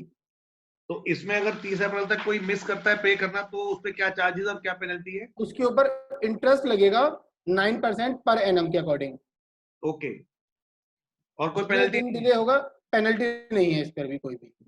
ठीक है। गवर्नमेंट इसमें कोई रियायत देने की कोई बातचीत हो रही है क्या कि शायद इसमें रियायत? पहले ये 18% इंटरेस्ट रेट था, जिसे लेस करके उन्होंने 9% कर दिया है। नहीं, 30 अप्रैल की जगह वो डेट में आगे बढ़ने की कोई बात हो रही है सर क्या कहीं पे कुछ? नहीं, अभी ऐसा कुछ भी नहीं है। ओके, तो ये क्लियर हो गया है हम लोगों को कि 30 अप्रैल किस पे है आलोक जी? पूछे सर, क्वेश्चन पूछना चाहे पूछे सर। 30 अप्रैल किस पे है? 30 अप्रैल जो है वो टीडीएस के लिए, जिन डीलर्स के ऊपर टीडीएस एप्लीकेबल होता है वो टीडीएस काटते हैं। तो 31 मार्च को जो टीडीएस काटा गया है उसके लिए 30 अप्रैल लास्ट डेट है। इन बिटवीन अगर 30 अप्रैल तक हम कोई टीडीएस नहीं पे कर पाते हैं तो जो हमारा टीडीएस बनेगा उस टीडीएस के ऊपर 9% पर एनम के अकॉर्डिंग हमारा इंटरेस्ट चार्ज होगा, जिस डेट तक हम पे करते हैं उस डेट तक के लिए। बराबर, ओके, थैंक यू। किसी का कोई क्वेश्चन है सर टैक्सेशन को लेके? किसी का कोई क्वेश्चन है तो बता दें आप अपना हैंड रेज कर सकते हैं। किसी भी तरह का कोई क्वेश्चन हो टैक्सेशन को लेकर, ये जो टैक्स अमाउंट है वो हमें कैसे पे करनी है और कब तक पे करनी है? सुरेश बाबू जी बोलिए सर। हाँ सर, ये इनकम टैक्स का क्या लास्ट डेट है? 30 सितंबर का जो हाँ, इनकम, ये मैं पूछने वाला था, नेक्स्ट क्वेश्चन मेरा ये था। अच्छा, वो आपने पूछ लिया। आलोक जी, इनकम टैक्स का क्या सिस्टम है? इनकम टैक्स की जो बेसिकली डेट्स होती हैं इंडिविजुअल के लिए जिनका नॉन ऑडिट है, वो 30 जुलाई होती है लास्ट डेट, और जिस केस में ऑडिट होना है उस केस में 30 सितंबर। लेकिन अभी इसका कोई नोटिफिकेशन नहीं आया है कि इन डेट्स को कहां तक रेज किया गया, कितना आगे बढ़ाया जाना है या कितना आगे बढ़ाया जाएगा, वो जहां तक है हमें 30 जून के बाद ही क्लियर हो पाएगा। तो अभी के लिए केस में अभी रिसेंट पोजीशन में तो 30 जुलाई नॉन ऑडिट केस के लिए और 30 सितंबर ऑडिट केस के लिए, लेकिन होपफुली ये 2 मंथ्स की डेट्स इसमें एक्सटेंड जरूर होंगी। ठीक है sir, thank you sir, thank you जी सर। जी, और किसी का कोई क्वेश्चन टैक्स को लेकर? मंजीत जी, आप कुछ पूछना चाहते हैं? नहीं सर, फिलहाल हमारा कोई क्वेश्चन नहीं है। ओके, ऐसा ही नहीं है तो टैक्स क्या है?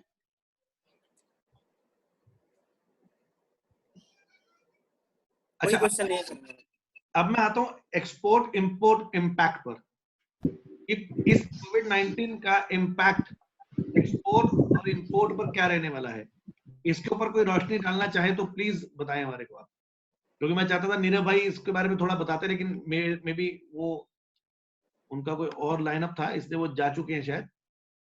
तो कोई भी हमारे बीच में इंपोर्ट और एक्सपोर्ट की जानकारी रखते हो, उसके बारे में कुछ रोशनी डालना चाहें या डाल सकते हो तो प्लीज बता सकते हैं सर।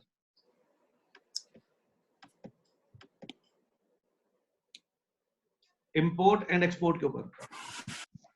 मनीष जी, मैं थोड़ा सा जनरल इंफॉर्मेशन देना चाहूंगा इंपोर्ट एक्सपोर्ट के केस में, जो हम सभी लोगों को जो अपने पेरेंट ग्रुप्स हैं उनकी तरफ से जो इंफॉर्मेशन आई है उसके बारे में मैं थोड़ा सा आगे बता देना चाहता हूँ। जैसा कि नीरव भाई कह रहे थे कि शॉर्टेज ऑफ रॉ मटेरियल्स की जो बात कर रहे थे, वो बिल्कुल सही बात है, क्योंकि आज के टाइम में आप ऐसे समझिए 40% जो शिपिंग लाइंस हैं वो चाइनीज ओन करते हैं, उनका ओरिजिन चाइना से है, ठीक है। एंड अराउंड 30-35% जो कंटेनर हैं वो भी चाइना ही शिप होते हैं, जो इम्प्टी कंटेनर्स होते हैं। और इस कंडीशन में आज की जो कंडीशन है उसमें करीब 30-35% कंटेनर चाइना में या तो मटेरियल फिल किए हुए या खाली वो वहीं पर स्टॉक्ड है, वो अभी कहीं पे कोई शिपमेंट चल नहीं रहा है। इसके अलावा क्या है कि जो हमारे जो बाकी जो शिपिंग लाइंस चल रही हैं वो आज के टाइम में तभी चल रही हैं जब उनका पूरा लोड फुल होता है। तो पहले कैसा होता था, अलग अलग पोर्ट से वो मटेरियल उठा लेते थे और अपना शिपिंग को फुल कर लेते थे। आज के टाइम में ऐसा नहीं रह गया है। पहले शिपिंग लाइंस अब जो चल रही हैं वो टू एंड फ्रो दोनों तरफ से अगर लोडेड है तो ही चल रही हैं, पोर्ट्स पे अवेलेबिलिटी के अकॉर्डिंग। एंड जितने भी पोर्ट्स हैं वो आज के टाइम में कंजेस्टेड हैं, फुल हो चुके हैं, तो नई इन्वेंट्री के लिए भी इशू हो रहा है। सेकेंड पॉइंट क्या है कि जैसे आपकी इंडस्ट्री, जैसे हमारी जो इंडस्ट्री है ये लेबर ओरिएंटेड है, वैसे जो पोर्ट इंडस्ट्री है वो भी लेबर ओरिएंटेड है। वहां पे भी लेबर का उतना ही सीवियर इशू आने है या आने वाला है जितना कि आज के टाइम पे है। आज के न्यूज़पेपर में उसमें काफी, क्योंकि लेबर का तो इशू चल ही रहा है, लेबर तो है ही नहीं। हाँ जी, गांव में चली गई है, भाग गई है, या ये कहें कि वो डर के मारे वो आना नहीं चाह रहे वहां पे, वो बहुत परेशान है बेचारे। बिल्कुल। तो जो रॉ मटेरियल की अवेलेबिलिटी देखिए आपके सप्लायर के लिए सीवियर होगी तो आपके लिए होगी। एग्जैक्टली। मेरा एक जनरल थॉट है, in different of all the principles and all the suppliers या कंपनियों की तरफ से, इसे किसी कंपनी का ओपिनियन ना माना जाए या ऐसा कोई मोटिव वो ना देखा जाए, मोटिव ना देखा जाए इसमें। पर मेरा ऐसा मानना है कि जो प्राइसिंग स्ट्रक्चर है वो इसकी वजह से, रॉ मटेरियल की शॉर्टेज की वजह से हो सकता है कि आगे आने वाले टाइम में फेस करना पड़ जाए सभी लोगों को, क्योंकि जब शिपिंग लाइन नहीं होगी, माल फैक्ट्रियों में बना हुआ भी होगा तो भी हमारे पास मटेरियल पहुंचेगा नहीं। जब भी मटेरियल पहुंचेगा नहीं तो जो मटेरियल होगा उसी को डिस्ट्रीब्यूट किया जाएगा प्रायोरिटी बेसिस पे। बिल्कुल ठीक बात है ना। तो ये इंपोर्ट एक्सपोर्ट को तो इम्पैक्ट करने ही वाला है। एंड उसमें भी सेकेंडरी पॉइंट क्या है कि जितना इसेंशियल चीजें एक्सपोर्ट और इंपोर्ट में जाने वाली हैं तो प्रायोरिटी पहले उनको मिलने वाली है, सेकंड प्रायोरिटी बाकी किसी भी इंडस्ट्री को मिलने वाली है। बिल्कुल ठीक बात है। रंजीत सिंह जी, आप कुछ बोलना चाहेंगे इस बात पे? तो देखो, इस वक्त for as a paint manufacturer उनके लिए बहुत गोल्डन अपॉर्चुनिटी है, you know this crude prices गिरने की वजह से। और जो कंपनियां हैं जिनके पास इंपोर्ट करके माल पोर्ट्स पे पड़ा है उनके ऊपर वहां का भाड़ा भी पड़ रहा है। और जैसे अभी नीरव जी बता रहे थे, एलसीआं भी लोगों की ड्यू हुई हैं या हो रही हैं। और इस वक्त मतलब सबको माल निकालना भी है और हम लोगों को खरीदना भी चाहिए, क्योंकि इससे सस्ता माल आने वाले टाइम में नहीं मिलेगा, वो तो पक्का है। क्योंकि आने वाले टाइम में जैसे जैसे इकोनॉमिक्स है, जैसे डिमांड बढ़ेगी और इसकी शॉर्टेज होगी और रेट बढ़ेंगे। अभी क्रूड सस्ता है, माल उठाना चाहिए, इसमें कोई दो राय नहीं, आपके लॉसेस उसमें कवर हो जाते हैं। ये बात आ गई रॉ मटेरियल कॉस्टिंग पे, क्योंकि ये हमारा आने वाले, अभी जो आगे हम जो पूरा ये चल रहे थे उसके बाद हमारा टॉपिक आने वाला था रॉ मटेरियल कॉस्टिंग। आपने पहले बात छेड़ दी तो मैं इसको पहले ही ले लेता हूँ कि रॉ मटेरियल कॉस्टिंग के ऊपर हमारा क्या फर्क आने वाला है और कितना इम्पैक्ट आने वाला है। और ये बात आज है अभी तक तो चाहते हैं कि आपके लॉसेस कवर हो जाए, तो you can take this risk of purchasing. क्या कहना चाहेंगे सर? सर डेफिनेटली, अभी आप देखिए पिछले मार्च 20 से और आज तक में अगर मैं सिर्फ एक आइटम को ले लूं, एमटीओ को ले लूं, तो लगभग 20 रुपए लीटर टूट चुका है। क्या आइटम सर? एमटीओ को लेता हूँ, 20 रुपए लीटर उसका रेट टूट चुका है। और अगर ज़ाइलिन को लेता हूँ, टॉलविन को लेता हूँ, वो भी अच्छे खासे नीचे आ चुके हैं और माल अवेलेबल है। और इस वक्त सारे सप्लायर्स किसी भी यू नो क्रेडिट पीरियड पर माल को निकालना चाहते हैं, क्योंकि उनकी फर्दर शिपमेंट्स आ रही हैं या रुकी हुई हैं या रोकी हुई हैं, जो भी है इस वक्त। बट इस वक्त बहुत प्रेशर है उनपे माल निकालने के लिए। तो जैसे टूट रहा है के बाद, आज के बाद जितनी भी ट्रकों की आवाजाही शुरू होगी, तो ये मुझे लगता है कि इन लोगों का प्रेशर और बढ़ना शुरू हो जाएगा और आपके ऊपर परचेज का प्रेशर बढ़ सकता है। अगर आप अपनी इन्वेस्टमेंट करना चाहते हैं, अगर आप चाहते हैं कि आज जो लॉसेस हमारे 2-3 महीने में हो रहे हैं उसको कवर किया जा सके, तो एक अपॉर्चुनिटी की तरह से देखा जा सकता है। बट इसमें भी आप ये चीज ध्यान रखिए कि आने वाला टाइम 2 महीने 3 महीने के बाद क्या इम्पैक्ट देगा।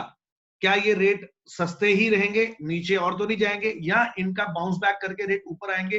तो ये बहुत सोच समझकर स्टेप उठाने वाली बात है, बहुत सोच समझकर इन्वेस्टमेंट करने का टाइम है। ये नहीं कि अगर आपको कोई प्राइस ऐसा मिल रहा है कि यार ये तो बिल्कुल बॉटम प्राइस है, तो मैं आपको बता दूं कि यू नेवर नो कि ये बॉटम प्राइस है या आने वाले टाइम में बॉटम प्राइस अभी आना बाकी है। तो आप बहुत सोच समझकर जो भी प्रोडक्ट एक्सपोर्ट हो रहा है, जो भी प्रोडक्ट इंपोर्ट हो रहा है, जो भी प्रोडक्ट पोस्ट पे पड़ा है, उनको खरीदने के लिए जरूर एक बार पहले सोच लें, विचार लें, तब जाकर इसमें आगे बढ़ें। क्यों सर आपको खरीदना इसलिए भी पड़ेगा क्योंकि जो आपके अंदर रॉ मटेरियल ऑलरेडी पड़ा हुआ है वो महंगा है, ठीक है। उसको बैलेंस करने के लिए मार्केट में आपसे महंगे रेट पे कोई माल नहीं खरीदेगा क्योंकि आपके कॉम्पिटिटर के पास आज की परचेज है जो सस्ती होगी, तो आपको उठाना ही पड़ेगा नए रेट, जो नए सस्ते रेटों पे, और तभी आप compete कर पाएंगे, नहीं तो नहीं कर पाएंगे। वैसे दो तरफ मार पड़ जाएगी आपको। बिल्कुल ठीक बात है। एलसी के ऊपर कोई बात बताना चाहेंगे? सर मान ली कोई खरीद भी लेता है रॉ मटेरियल, ट्रांसपोर्टेशन तो अवेलेबल ही नहीं है, ट्रांसपोर्टेशन कैसे वर्कआउट? नहीं वो सब अलाउड है जी, अब शुरू हो चुका है, ट्रांसपोर्टेशन शुरू हो चुकी है। ट्रांसपोर्टेशन अलाउड है सर। अच्छा, पर मनीष जी अनलोडिंग करने के लिए परमिशन नहीं है, ट्रांसपोर्ट आगे गोडाउन के सामने खड़ी रहेगी तो क्या कर लेगी वो? वो नहीं वो, लेकिन डिपेंड करता है कि आप कौन से एरिया के अंदर है। लोग जी दिल्ली के अंदर अभी अलाउ नहीं है, लेकिन काफी एरियाज में, काफी इंडस्ट्रियल एरिया के अंदर भी ये अलाउ हो गया है कि आप अपनी फैक्ट्री रन कर सकते हो विद सर्टेन नॉर्म्स। वो नॉर्म्स थोड़े से हार्ड जरूर है, लेकिन अगर वो सारे नॉर्म्स को आप कंप्लीट करके उसको आप चलाना चाहे अपनी यूनिट को, तो आप चला सकते हैं। ये गवर्नमेंट ने बोल दिया। नहीं पर सर दिल्ली में तो केजरीवाल जी ने अभी अलाउ नहीं किया है ना। बोला सर दिल्ली को छोड़कर, दिल्ली की बात नहीं कर रहा हूं मैं, क्योंकि आप ऐसे प्लेटफॉर्म पे हैं जहाँ पे ऑल ओवर इंडिया से लोग जुड़े हुए हमारे साथ, तो हम बात सिर्फ दिल्ली की ना करके ऑल ओवर इंडिया की बात कर रहे हैं सर। और एक चीज और मैं मनीष जी बताना चाह रहा हूँ, मेरे फ्रेंड्स कुछ शिपिंग लाइंस में हैं, तो वो बोल रहे हैं कि किसी भी पोर्ट पे जा रहे हैं तो उनको पोर्ट से पहले कोरोना सर्वे हो रहा है उनका, कम से कम 14 दिन पोर्ट से बाहर उनकी शिप खड़ी रहती है। सर वो स्टैंडर्ड, सर वो अभी एसओपी है, हाँ, वर्ल्ड वाइड सबके पास यही हो रहा है। ये सर इंडिया के लिए नहीं है, वर्ल्ड वाइड सबके साथ है सर। क्रूज, हाँ, तो वो है, क्रूज को रोक के रख सर लोग बैठे हुए क्रूज में, वो सिर्फ इसी सर वो इसीलिए हो रहा है ना कि कोई बाय चांस इन्फेक्टेड पर्सन नहीं सर, उसके कारण क्या हो रहा है, जैसे सर थाईलैंड से 21 दिन में मटेरियल आ जाता था, अब 45 दिन में आ रहा है, तो वो भी सर अपने को ध्यान में रखना पड़ेगा। उसके कारण जो डैमेजेस होंगे या जो शिपिंग पोर्ट पे जो कंजेशन हो जाएगा, मटेरियल के वहां पे आवाजाही में जो दिक्कत आएगी, वो सबको ध्यान में रखते हुए सर फिर अपने को प्लानिंग करनी पड़ेगी। सर ये बात मैं वो कहना चाह रहा हूँ कि हमें पैनिक नहीं क्रिएट करना है कि भाई अभी रेट बहुत सस्ता मिल रहा है तो हम परचेज कर रहे हैं। सारे नॉर्म्स, सारी चीजें, सारे एस्पेक्ट्स को देखकर कि भाई क्या होने वाला है, आने वाला फ्यूचर कैसा है, वो सोच समझकर हमें इन्वेस्टमेंट करनी चाहिए, क्योंकि इन्वेस्टमेंट पक्की बात आपकी जेब से जाने वाली है। आप जो भी इन्वेस्टमेंट करेंगे ये ध्यान से करके और इसको ध्यान में रखते हुए करें कि आगे फ्यूचर में कहीं ये रेट अपवर्ड जाएगा कि डाउनवर्ड जाएगा, हमारे को जब तक मटेरियल पहुंचेगा तब तक की क्या पोजीशन रहेगी। एक्सपोर्ट एंड इंपोर्ट के अंदर बहुत ध्यान में रखने वाली बात है। अब एक बहुत जरूरी टॉपिक पे आता हूं मैं, salary impact and pressure. Manish ji, can I interrupt, sir? 1 second. Can I interrupt, sir?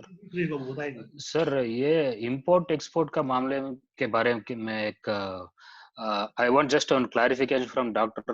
Srivastava. There is one rumor going on that imported goods में कोरोना फैल सकता है, ऐसा कुछ रूमर चल रहा है। तो इसको हम लोग को मालूम है कि ऐसा नहीं होता करके, फिर भी I want to hear from the expert that it is not possible. Corona will not spread through goods which has been imported from China or elsewhere. Doctor, can you share some? Can you tell us something, sir, regarding that? Is it possible for corona to spread through imported goods? Sir देखिए, imported goods या किसी चीज की अगर हम बात करें, देखिए सबसे पहले तो हमको वायरस की बात करनी चाहिए, वायरस के नेचर की बात करनी चाहिए। वायरस कितनी देर तक किस सरफेस के ऊपर सस्टेन करेगा, इसके ऊपर पिछले 1.5-2 महीने से हर किसी के पास में गवर्नमेंट की तरफ से, न्यूज़पेपर की तरफ से, चैनल्स की तरफ से सारी इंफॉर्मेशन आई हुई है। और आज की डेट में आप जैसा घरों में अपना बिहेवियर है हमारा, सेम बिहेवियर रॉ मटेरियल के साथ भी होना चाहिए। क्यों? क्योंकि देखिए कोई भी मेटल सरफेस है तो उस पे मेरे ख्याल से कोई 4 घंटे तक इस वायरस की एक्टिविटी पाई गई है कि ये वायरस उस पे 4 घंटे तक जिंदा रहता है।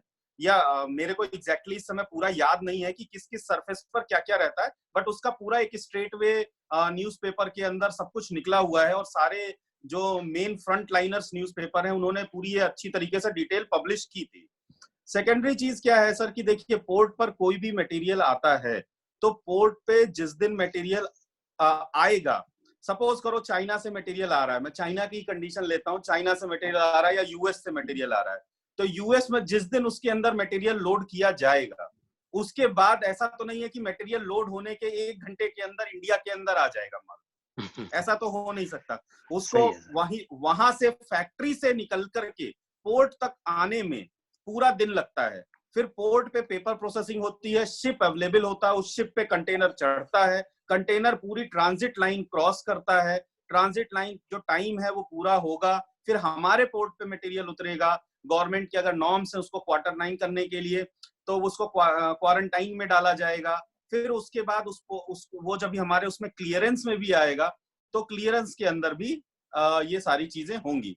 मनीष जी मेरे उसमें दिख रहा है कि आपने लेफ्ट कर दिया है मीटिंग को। नहीं सर मैं यहीं पे हूँ। अच्छा ठीक है। तो देखिए जहां तक वायरस से डरने वाली बात है ना, तो ये डरना चाहिए। डर एक अच्छी चीज है, डर हर समय हर आदमी के अंदर बना रहना चाहिए।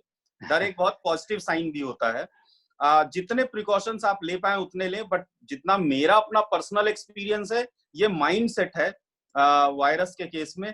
हाँ अगर कुछ इस तरीके का आइटम है जिसके अंदर की वायरस जिंदा रह सकता है तो डेफिनेटली उसमें प्रिकॉशन लेना चाहिए। फॉर एग्जाम्पल अगर आप किसी तरीके का वाटर बेस्ड सिस्टम मंगा रहे हैं वहां से, तो वाटर बेस्ड सिस्टम के अंदर जिंदा रहने के चांसेस हैं।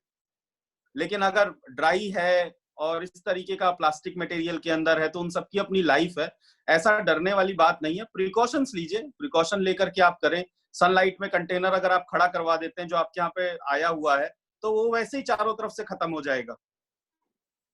एंड इसके ऊपर सर ये वायरस का जो जेनेरिक स्ट्रक्चर है ना वो अभी बिल्कुल नया है, स्टडीज चल रही हैं। बहुत सारे मेरे दोस्त ICMR में भी हैं और भी जगहों पर हैं, और उन लोगों से डिस्कशन के बाद हम लोगों को पता चलता है कि देखिए वायरस एक ऐसी चीज है जब तक इसका एंटीडोट नहीं बनेगा तब तक ये वायरस आपकी बॉडी में जिंदा रहने वाला है।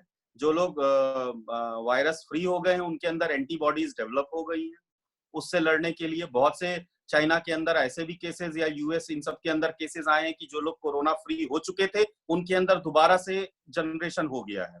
सो इसका एक छोटा सा एग्जांपल लेके आप लोगों को समझाने की कोशिश करता हूँ।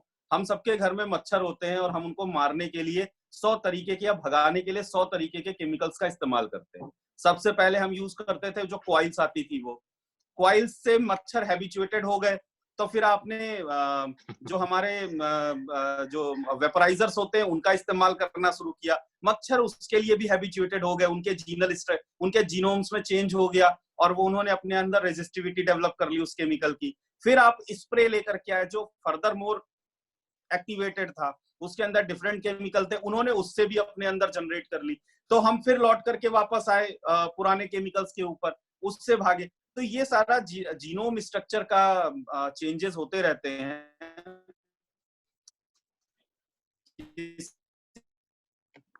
चीज के अंदर कौन सी चीज नहीं जाती ध्यान में, पर प्रिकॉशन रखिए। डरने वाली कोई बात नहीं है। डरने जैसी कोई चीज होगी तो वो आपके तक पहुंचने के पहले ही पता चल जाएगी सर। और एक बात है कि वो पोर्ट से जब हमारा कंटेनर हमारा पास आने के पहले उसको फ्यूमिगेट करना जरूरी है सर। एक 3000-4000 को लेते हैं एक 20 फुट कंटेनर को फ्यूमिगेट करने के लिए। तो if they are fumigating the container then I think the container is safe. Yes, that is what I am saying कि आप प्रिकॉशंस लीजिए सर। Yes sir. प्रिकॉशन लेना बहुत, प्रिकॉशन तो सर आपको नॉर्मल लाइफ में भी लेना बहुत जरूरी है आज के टाइम पे। सो जो अगर आप प्रिकॉशन अपने लिए जो ले रहे हैं, फैक्ट्री आपकी लाइफ लाइन है तो उतना ही आप फैक्ट्री के लिए भी लीजिए। सेकेंडरी क्या है, जो आपका स्टाफ है, देखिए सर फैक्ट्री कोई भी ओनर नहीं रन करता है। मेरा ये बहुत स्ट्रॉन्ग परसेप्टिव है कि फैक्ट्री कोई भी ओनर नहीं रन करता है। फैक्ट्री रन करने के लिए आपके स्टाफ आपके संग कंधा मिला करके चलता है। Correct sir. अगर आपके स्टाफ को किसी तरीके का इस तरीके का कुछ प्रॉब्लम होगा तो वो आपके को ही इम्पैक्ट करने वाला है। Correct. Correct, sir. Thank you, sir. Yes. So by this way, I think all our manufacturers will be out of, out of that fear that some imported goods will bring harm to their staffs or for themselves. That there is no harm as of now. There is no proven fact that any imported goods will carry some virus from the goods. It is not true. Suresh ji, मैं इसमें एक और आप लोगों को जितने भी, क्योंकि मैन्युफैक्चरर यहाँ जुड़े हुए हैं, मैं उस बेसिस पे बताना चाहूंगा, एक इन्फॉर्मेशन देता हूं आपको कि अगर इंडिया में 2 महीने तक कोई रॉ मटेरियल इंपोर्ट नहीं होगा ना, तो भी सफिशिएंट स्टॉक जो है वो अवेलेबल रहता है। हाँ सर, हाँ। तो 2 महीने तक तो ऐसा नहीं है कि इंपोर्ट इतना हार्ड एंड फास्ट हो जाएगा। स्पेशली मैं इस इंडस्ट्री की बात कर रहा हूँ, अपनी इंडस्ट्री की, कि इस इंडस्ट्री में ऐसा नहीं है कि कल को हो सकता है कोई पर्टिकुलर मटेरियल अवेलेबल ना हो, पर्टिकुलर ग्रेड अवेलेबल ना हो, पर उसका अल्टरनेटिव जरूर इंडिया के अंदर होगा। So ये just between the relation between supplier and consumer है कि आप कितना इजीली कौन सा प्रोडक्ट कैसे पा सकते हैं, आपके पास गाइडेंस कितना अच्छा है, टेक्निकल एक्सपर्टाइज आपके पास कितनी अच्छी है कि वो उन चीजों को आइडेंटिफाई कर ले। पर मुझे नहीं लगता कि 2 महीने तक आपको रॉ मटेरियल के से रिलेटेड कोई इशू आने वाला नहीं है। यस, क्वांटिटी वाइज बाकी सारी चीजों का इशू आएगा, आप लड़ोगे, सप्लायर लड़ेगा, सप्लायर का सप्लायर लड़ेगा। सर ये मैं आपके सामने जो भी स्क्रीन शेयर कर रहा हूं ये हमारा पेंट विजन का मेट्रो न्यूज़पेपर है जो all over Delhi, NCR, Chandigarh ये डिस्ट्रीब्यूट होता है। ये आज हमारा अप्रैल का ई पेपर रिलीज हो गया है, तो उसी को मैं सबके सामने रखना चाह रहा हूँ। अभी इसकी ई कॉपी आप सभी तक ग्रुप के जरिए पहुंच जाएगी, जो भी हमारे व्हाट्सएप के ग्रुप में है, और वो व्हाट्सएप के ग्रुप से जो नहीं है वो जुड़ना चाहते हैं तो अपना नंबर आप चैट में भेज सकते हैं।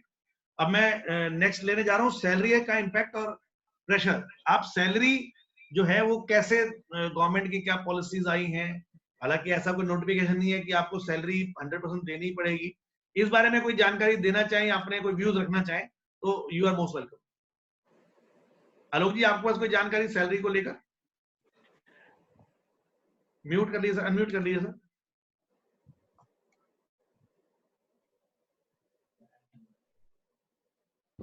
हाँ जी आलोक जी। मनीष जी, ये कहना चाह रहा था कि अभी तक तो मेरे पास ऐसी कोई जानकारी नहीं आई है। गवर्नमेंट ने सिर्फ रिक्वेस्टिंग वे में बिजनेस पर्सन से कहा है कि वो अपने एम्प्लॉइज को एक ह्यूमिडिटी के अकॉर्डिंग सैलरी को डिस्ट्रीब्यूट करते हुए चले, लेकिन इसके ऊपर कोई उन्होंने प्रेशराइज या कोई किसी तरीके का पर्टिकुलरली ऐसा प्रेशर नहीं डाला है कि आपको कंपलसरी देना ही देना है या कंपलसरी नहीं देना है। इस तरीके का कोई भी इशू अभी तक गवर्नमेंट की तरफ से तो नहीं आया है। मतलब ऐसा कुछ नहीं है कि आपको कंपलसरी सैलरी जो पे करनी है, ऐसा कुछ नहीं है। मतलब सर मैं बात नहीं आया है। सर जी कन्हू भाई बोलिए सर। हाँ सर, मैं जानकारी देना चाहूँगा सैलरी के बारे में। गवर्नमेंट ने टीवी पे या जनरल पब्लिक में रिक्वेस्ट किया है, लेकिन इंडस्ट्रियल एज के लिए कंपलसरी किया है। मैं आपको व्हाट्सएप के जरिए द हिंदू और हिंदुस्तान टाइम का एक कटिंग भेजूंगा, आप जरा पढ़ लेना। वो कंपलसरी है, पूरी सैलरी देनी है, किसी को छुट्टा नहीं करना है, पार्शियल सैलरी भी देनी नहीं है। ऐसी गवर्नमेंट ने नोटिफिकेशन नहीं आया है और यहाँ हर रोज पूरी देनी है। अभी रिक्वेस्ट कोई कंपलसरी नोटिफिकेशन नहीं आया है, सिर्फ रिक्वेस्ट वे है, और गवर्नमेंट ने कहा है रिक्वेस्टिंग मैनर तो है गवर्नमेंट का। You are right sir, you are right sir, you are right sir. वो टीवी में जो जाहिरात किया है वो रिक्वेस्टिंग फॉर्म में है, लेकिन जो पेपर, न्यूज़पेपर और हमारे जो local association chamber of commerce है उनके पास जो जानकारी है वो कंपलसरी फॉर्म में है। मैं चैम्बर ऑफ कॉमर्स में भी ये बैठता हूँ मीटिंग में, चाहेंगे वो हम। तो चैम्बर ऑफ कॉमर्स से बड़ा इश्यू है। ये पेंट विजन मेट्रो न्यूज़पेपर है जो चंडीगढ़, दिल्ली और एनसीआर यहाँ पर पेंट विजन के थ्रू डिस्ट्रीब्यूट किया जाता है। ये इसका ई पेपर रिलीज हम आपके सामने कर रहे हैं। जल्दी ही आपको इसकी कॉपी आपको सभी को अवेलेबल होगी, आपके व्हाट्सएप पे ग्रुप में अवेलेबल होगी, आप इसको पढ़ सकते हैं। इसमें काफी अच्छी जानकारियां डाली हैं पेंट विजन ने। और ये जैसे आपके सामने आ रहा है, अभी जो हमारा अवार्ड फंक्शन आने वाला है, अभी उसकी डेट फाइनल नहीं हुई में थी, अभी वो फाइनलाइज नहीं है। ये मैं आपके सामने अभी रख रहा हूँ, ये न्यूज़पेपर पूरा है।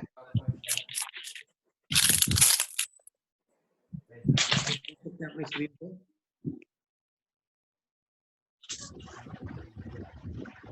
मनीष जी, आज के इकोनॉमिक्स टाइम्स में लिखा हुआ है कि जितने भी एक्सपोर्ट ओरिएंटेड यूनिट्स हैं, हेलो जी जी जी, जितनी भी एक्सपोर्ट ओरिएंटेड यूनिट है वो आज सुप्रीम कोर्ट गए हैं सर गवर्नमेंट के अगेंस्ट में कि आप हमें प्रेशराइज नहीं कर सकते कंपलसरी सैलरी देने के लिए। आप चाहें तो आज का इकोनॉमिक टाइम देख सकते हैं। ये भी है। हेलो, आज के इकोनॉमिक टाइम में लिखा हुआ है सर कि जितने भी एक्सपोर्ट कर रहे हैं इंडिया से वो लोग सुप्रीम कोर्ट में गए हैं सर कि हमें कंपलसरी प्रेशराइज किया जा रहा है सैलरी देने के लिए, उसके अगेंस्ट में गवर्नमेंट को मना है, गवर्नमेंट के अगेंस्ट में वो गए हैं। टॉपिक हम लोगों के लिए आलोक जी, इसीलिए मैंने ज्यादा बात इस पे नहीं किया क्योंकि कुछ लोग कह रहे हैं कि कंपलसरी है, कुछ लोग कह रहे हैं कि कंपलसरी नहीं है। अभी जो नोटिफिकेशन है वो भी नहीं आया है। और नहीं सर, अगर कंपलसरी नहीं रहता है, ऑप्शनल रहता तो सुप्रीम कोर्ट में क्यों जाते हैं जो एक्सपोर्ट ओरिएंटेड यूनिट है? थोड़ा ये भी देखने वाली बात है। पीआईएल हो चुकी है। कॉमर्स गुजरात के अंदर ये रहा है कि वो कंपलसरी नोटिफिकेशन कर दिया है। और एक बात है मनीष जी, यहाँ पे ऐसा है कि ठीक है गवर्नमेंट ने जो बोला है या तो चैम्बर ऑफ कॉमर्स ने बोला है या तो एक्सपोर्ट ओरिएंटेड यूनिट जो बोल रहे हो, मगर सबसे बड़ी बात ये क्या है, ये केस टू केस है। अगर हमने एक बात है आगे चल के उन्हीं वर्कर से काम कराना है तो कहीं ना कहीं अपने को मैनेजमेंट करना पड़ेगा, भले 100% पे नहीं तो जो भी उनसे मैनेज हो सके उस तरीके से करना ही पड़ेगा, क्योंकि आगे चल के हमको भी तो जिस दिन भी चालू होगा भले और 15 दिन बाद में, महीने के बाद में, मगर वर्कर की जरूरत तो हमें भी पड़ेगी। सर ह्यूमैनिटी ग्राउंड पे मैं तो सबसे यही रिक्वेस्ट करूंगा कि क्योंकि मैंने पिछले 5-6 सेशन पहले भी बात की थी कि अपन को 3 महीने अपना खर्चा अपनी सेविंग से चलाना है। बस वही लास्ट मीटिंग का मैं वही आपसे जब बात किया था और मैं वही याद कराना चाहता था कि भाई एक बात है 2 महीना हो गया है और कम से कम 3 महीना स्मॉल स्केल इंडस्ट्री को अपनी जेब से सर्वाइव करने की तैयारी रखनी पड़ेगी। जी जी जी। और मनीष जी एक फोरम पे जो बीजेपी के सलाहकार है, इकोनॉमिकल सलाहकार, वो सीएनबीसी पे बोल रहे थे कि अगर अभी हमने ये सैलरी के अगेंस्ट में सेट ऑफ दे दिया तो लोग फर्जी सैलरी डाल देंगे, इसलिए हम जून जुलाई में जिन्होंने सैलरी दे दिया है उनको हम उतनी जितनी सैलरी अपने वर्कर को दी है उसका हम सेट ऑफ और बेनिफिट देने जा रहे हैं। जीएसटी की बात चल रही है, वो सुना है जीएसटी के बारे में।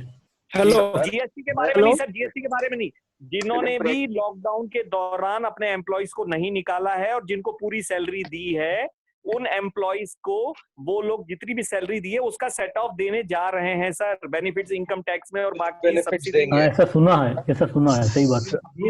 अभी उन्होंने डिक्लेयर कर दिया ना सर तो लोग फर्जी सैलरी डलवा देंगे, इसलिए वो नहीं दे रहे हैं सर। आलोक जी एक मिनट, ध्रुव जी कुछ बोलना चाह रहे हैं। ध्रुव खुराना जी बोलिए सर। नहीं सर, बस वही था कि कुछ बेनिफिट्स वो देंगे और उस रिगार्डिंग कुछ जीएसटी में भी शायद हमें कुछ करेंगे।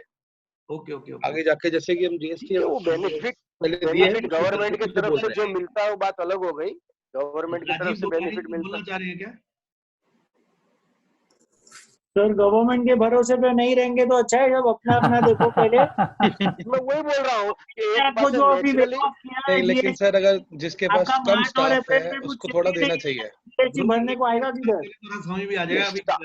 आपको देखो एक बात है, मैं यहाँ पे आप लोगों को सभी को बता दूं, आपका पर्सनल डिसीजन है कि अपने लोगों को कितने लोगों को संभालना है, कितने लोगों को नहीं संभालना है और क्या परसेंटेज पे संभालना है। किसी को 100% पे संभालो, किसी को 80% पे संभालो, किसी को 50% पे संभालो, मगर अपने को आगे चल के वर्किंग के लिए उनकी जरूरत पड़ने ही वाली है ना भैया। करेक्ट। नहीं मैं प्रोविडेंट फंड का भी to my consultant ji PF का उन्होंने क्या बोला कि जो प्रोविडेंट फंड का है, am I audible? Yes, you are audible, please. तो प्रोविडेंट फंड का ऐसा है कि अगर आपके पास 20 एम्प्लॉइज है, जैसे हमारे पास अभी 28 एम्प्लॉइज हम दिखाते हैं, तो उसमें से अगर 2 एम्प्लॉइज की सैलरी 15,000 के ऊपर है कोई गवर्नमेंट का बेनिफिट है मिलने वाला है आपको। अगर आपके पास 3 एम्प्लॉइज है जिनकी सैलरी 15,000 के ऊपर है तो आपको प्रोविडेंट फंड का भी कुछ बेनिफिट नहीं है। तो my consultant has some 150 companies जिनका वो अकाउंट मैनेज करते हैं, बोला कि एक भी कंपनी को उसका कुछ बेनिफिट नहीं मिलने वाला। ये बिल्कुल सही बोला आपने सर। एक बात है, इसीलिए and not rely on any yes, Rajiv भाई मैं आपकी बात से 100% सहमत हूँ। एक बात है कि हमने गवर्नमेंट के रिलैक्सेशन के ऊपर डिपेंड नहीं होना है, हमने हमारे सेल्फ डिपेंड को तो वो बोनस है, आई होप करे सपोर्ट ये टाइम, पर हमको खुद का घर खुद संभालना है। नहीं नेचुरली नहीं, एक बात करेंगे राजीव तो करना ही पड़ेगा। इंट्रोड्यूस करेंगे sir. Rajeev Gopalani, Bello paints private limited, Bharuch. Okay, Bengaluru से या कहाँ से? गुजरात से? भरूच से। ओके। मनीष भाई जी मिलन सर बोलिए। हाँ, इसकी और एक पहचान दे दूं राजीव की, ये हमारे महाराष्ट्र रीजन का सेक्रेटरी है। हमारे दोस्त है पुराने। इसका महाराष्ट्र रीजन का सेक्रेटरी है। हाँ जी, भरूच में काम कर रहे हैं और महाराष्ट्र रीजन के सेक्रेटरी हैं। बॉम्बे, हेड ऑफिस बॉम्बे है ना। राजीव भाई ने एक ऐप भी बनाया था रॉ मटेरियल के लिए सर। क्या बनाया था सर? रॉ मटेरियल के लिए एक ऐप भी बनाया था राजू भाई ने 3-4 साल पहले, पर वो मालूम नहीं वो बाद में चला नहीं चला, पर बहुत अच्छा ऐप बनाया था उन्होंने। कौन सा ऐप बनाया था सर राजीव जी? indiacoating.com। अच्छा, वो आपका ही है क्या? जी। ओके, वेरी गुड सर, बहुत अच्छा ऐप था सर, मैंने देखा था, बहुत अच्छा काम कर रहे थे। अभी वर्किंग में है राजीव जी? चालू है लोग, ये चालू है sir. Thank you sir, thank you very much sir. आप तो छुपे रुस्तम हो सर, कहाँ छुपे रह गए इतनी देर सर? सब लोग वो ऐसे भी पहले पुराना छुपा रुस्तम है वो। हाँ, राजीव जी आजकल आते नहीं है। राजीव पहले ही पुराना छुपा रुस्तम है भाई। जी। ओके राजीव जी, आप हमारे ग्रुप में हैं क्या? व्हाट्सएप के ग्रुप में हैं क्या? जी हूँ सर, है वो है। एक्चुअली क्या हुआ मनीष जी, पेंट इंडिया में सबसे मुलाकात हो जाती है, पेंट इंडिया पोस्टपोन हो गई ना, इसलिए मुलाकात नहीं हो पाई सबसे। सर देखिए, वो तो एक प्रॉब्लम थी जो हो गई, और उसकी वजह से मैं तो मार्च में सबसे मुलाकात हो जाती है। उन्होंने बहुत अच्छा डिसीजन लिया, वरना उनको एक बात है बेसिकली देखने में तो पेंट इंडिया का जो डिसीजन था ना, वो बेस्ट डिसीजन था। अगर एक बात है, वो टाइम पे अगर ये गलत हो जाता ना तो बहुत ज्यादा प्रॉब्लम हो जाता। बहुत प्रॉब्लम। मैं लास्ट टॉपिक पे आ रहा हूँ सर। जी आइए। लास्ट टॉपिक बड़ा इंपॉर्टेंट टॉपिक है सभी लोगों के लिए, और वो कैसे है, क्योंकि लास्ट टॉपिक डिस्कस करने का मौका देता है सेल्स को और कंपटीशन को, कि कोविड-19 जो पेंट इंडस्ट्री है उसमें सेल्स पे क्या इंपैक्ट आने वाला है आने वाले समय में, और कंपटीशन लेवल पे क्या इंपैक्ट आने वाला है। ये बहुत इंटरेस्टिंग चीज थी जो मैं सोच रहा था, तो इसके बारे में अगर मार्केटिंग वाले लोग बोले तो वो ज्यादा बढ़िया रहेगा। मैं चाहूंगा कि मार्केटिंग से अगर कोई अपने इसमें शेयर करना चाहे, अपनी कोई एक्सपीरियंस शेयर करना चाहे या अपने बारे में कुछ बोलना चाहे, तो प्लीज अपना हाथ खड़ा करें या अपने को अनम्यूट करके एक बार हेलो करके अपना इंट्रोडक्शन देके बात शुरू कर सकते हैं मार्केटिंग से। सर शुरुआत गौरव जी से ही करवाओ। गौरव जी मार्केटिंग के भी वैसे तो ज्ञाता है, कोई दो राय नहीं है। गौरव जी बोलिए सर। मनीष जी, मैं जरा एक फोन कॉल पर चला गया था, तो मैं ये पॉइंट सुन नहीं पाया। आप क्या पॉइंट था, मैं सुन नहीं पाया पूरी तरह से। सेल्स पे क्या इफेक्ट आने वाला है कोविड-19 का आफ्टर लॉकडाउन, और कंपटीशन वो किस हद तक जाने वाला है, क्योंकि सेल्स एक बहुत बड़ा इंपॉर्टेंट फैक्टर है। सेल्स का ग्राफ में मेरा मेन जो इशारा था वो सेल्स ग्राफ पर था, कि सेल्स ग्राफ का क्या हश्र होगा, क्या वो बढ़ेगा या वो घटेगा। अभी राजीव गुप्तानी जी को भी मैं इसमें इन्वॉल्व करूंगा, क्योंकि उन्होंने बहुत अच्छी बात की है, और इतना सर ग्लोबल पर्सपेक्टिव में बताइएगा। क्या करें सर? हेलो जी। ग्लोबल पर्सपेक्टिव में बताइएगा, ग्लोबल परिदृश्य में, सिर्फ इंडियन परिदृश्य में मत बताइए। ग्लोबल परिपेक्ष की बात अभी मैं नहीं करूंगा, मैं पहले अपने हिंदुस्तान की बात करूंगा, सारे जहां से अच्छा हिंदुस्तान हमारा, तो मैं पहले उसके ऊपर आप मेरा कहने का मतलब नहीं समझ रहे। रॉ मटेरियल तो पेंट इंडस्ट्री में 55% ग्लोबली आ रहा है, बाहर की कंपनियां भी आएंगी, इसलिए सेल्स की आप परचेज पे चले गए। मैं परचेज की सारी बात हो चुकी है, मैं सेल्स की बात कर रहा हूँ कि हमारी इंडियन मार्केट में सेल्स का क्या रहने वाला है, मैं उस पे आने वाला हूँ। ठीक है, आप जो बात कर रहे हो जी गौरव जी बोलिए। सर देखिए, मोर और लेस जैसा गवर्नमेंट का नोटिफिकेशन आया कि ये चीजें सारी जून तक एक्सटेंड हो गई हैं, ठीक है ना, तो हमारा एक क्वार्टर तो खत्म हो गया जी। 3 मई को इसके बारे में फैसला होगा कि क्या आगे किया जाएगा, ठीक है ना। तो अभी तो 2 महीने तो गए इस साल के जी। तो जितने लोगों ने प्लानिंग बनाई थी वो सबने 12 महीने की प्लानिंग बनाई थी, चाहे वो मार्च से अपना सेशन स्टार्ट करते हो या जनवरी से स्टार्ट करते हो फाइनेंशियल ईयर को, ठीक है ना। तो एक क्वार्टर तो गया बिल्कुल, यानी अब बचे 9 महीने। तो जितनी भी प्लानिंग जिसने भी की होगी वो तो मीटअप नहीं होने वाली है जी। ये मेरा अपना ऐसा मानना है सिनेरियो को देखते हुए, क्योंकि सर देखिए पेंट फैक्ट्री भी, आपका कहने का मतलब है गौरव जी सेल्स ग्राफ नीचे जाएंगे? सर देखिए सेल्स ग्राफ डेफिनेटली नीचे जाएंगे। अगर मैन्युफैक्चरिंग सेक्टर इम्पैक्टेड रहेगा तो सेल्स ग्राफ डेफिनेटली नीचे जाएंगे। हाँ, ऐसा हो सकता है कि किसी पॉइंट पे आकर के अगर सेल्स बूम आ जाए, कई बार अनएक्सपेक्टेड सेल्स आती हैं, अगर वैसा कुछ होता है तो सेल्स ग्राफ थोड़ा संभल जाएंगे।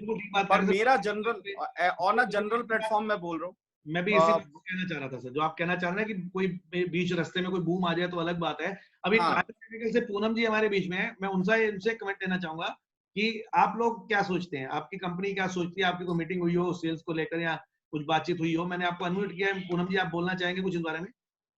Yeah, good afternoon, everyone. Sir, as per me, the sales will go down for the first quarter, but the innovation will be the key to boom, to like take up your sales. Because as COVID is going on, like people will be looking to some innovative products, like which can like Asian Paints came with that mosquito repellent or something. So similar kind of product if someone can offer and all. So definitely the innovation is going to be the key. And sales will pick up, sir, because after this Indian mindset कि कुछ भी हुआ तो अच्छे से पहले अपने घर को ठीक करो, पेंटिंग करो, ये करो. So it is going to be the, I don't think first quarter, of course it will be down, but it will pick up. Yeah. Okay Panache से अशोक जी बीच में है हमारे साथ। अशोक जी बोलना चाहेंगे कुछ? अशोक जी पेनाचे से।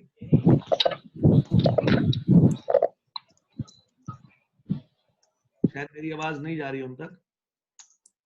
मनीष जी मैं एक बात और इसमें ऐड ऑन करना चाहूंगा जी। देखिए हमारे पास में जो सेल्स का जो सीजन होता है ना, वो 2 सीजन होते हैं। हर इंडस्ट्री के अंदर 2 सीजन में सेल्स आती है।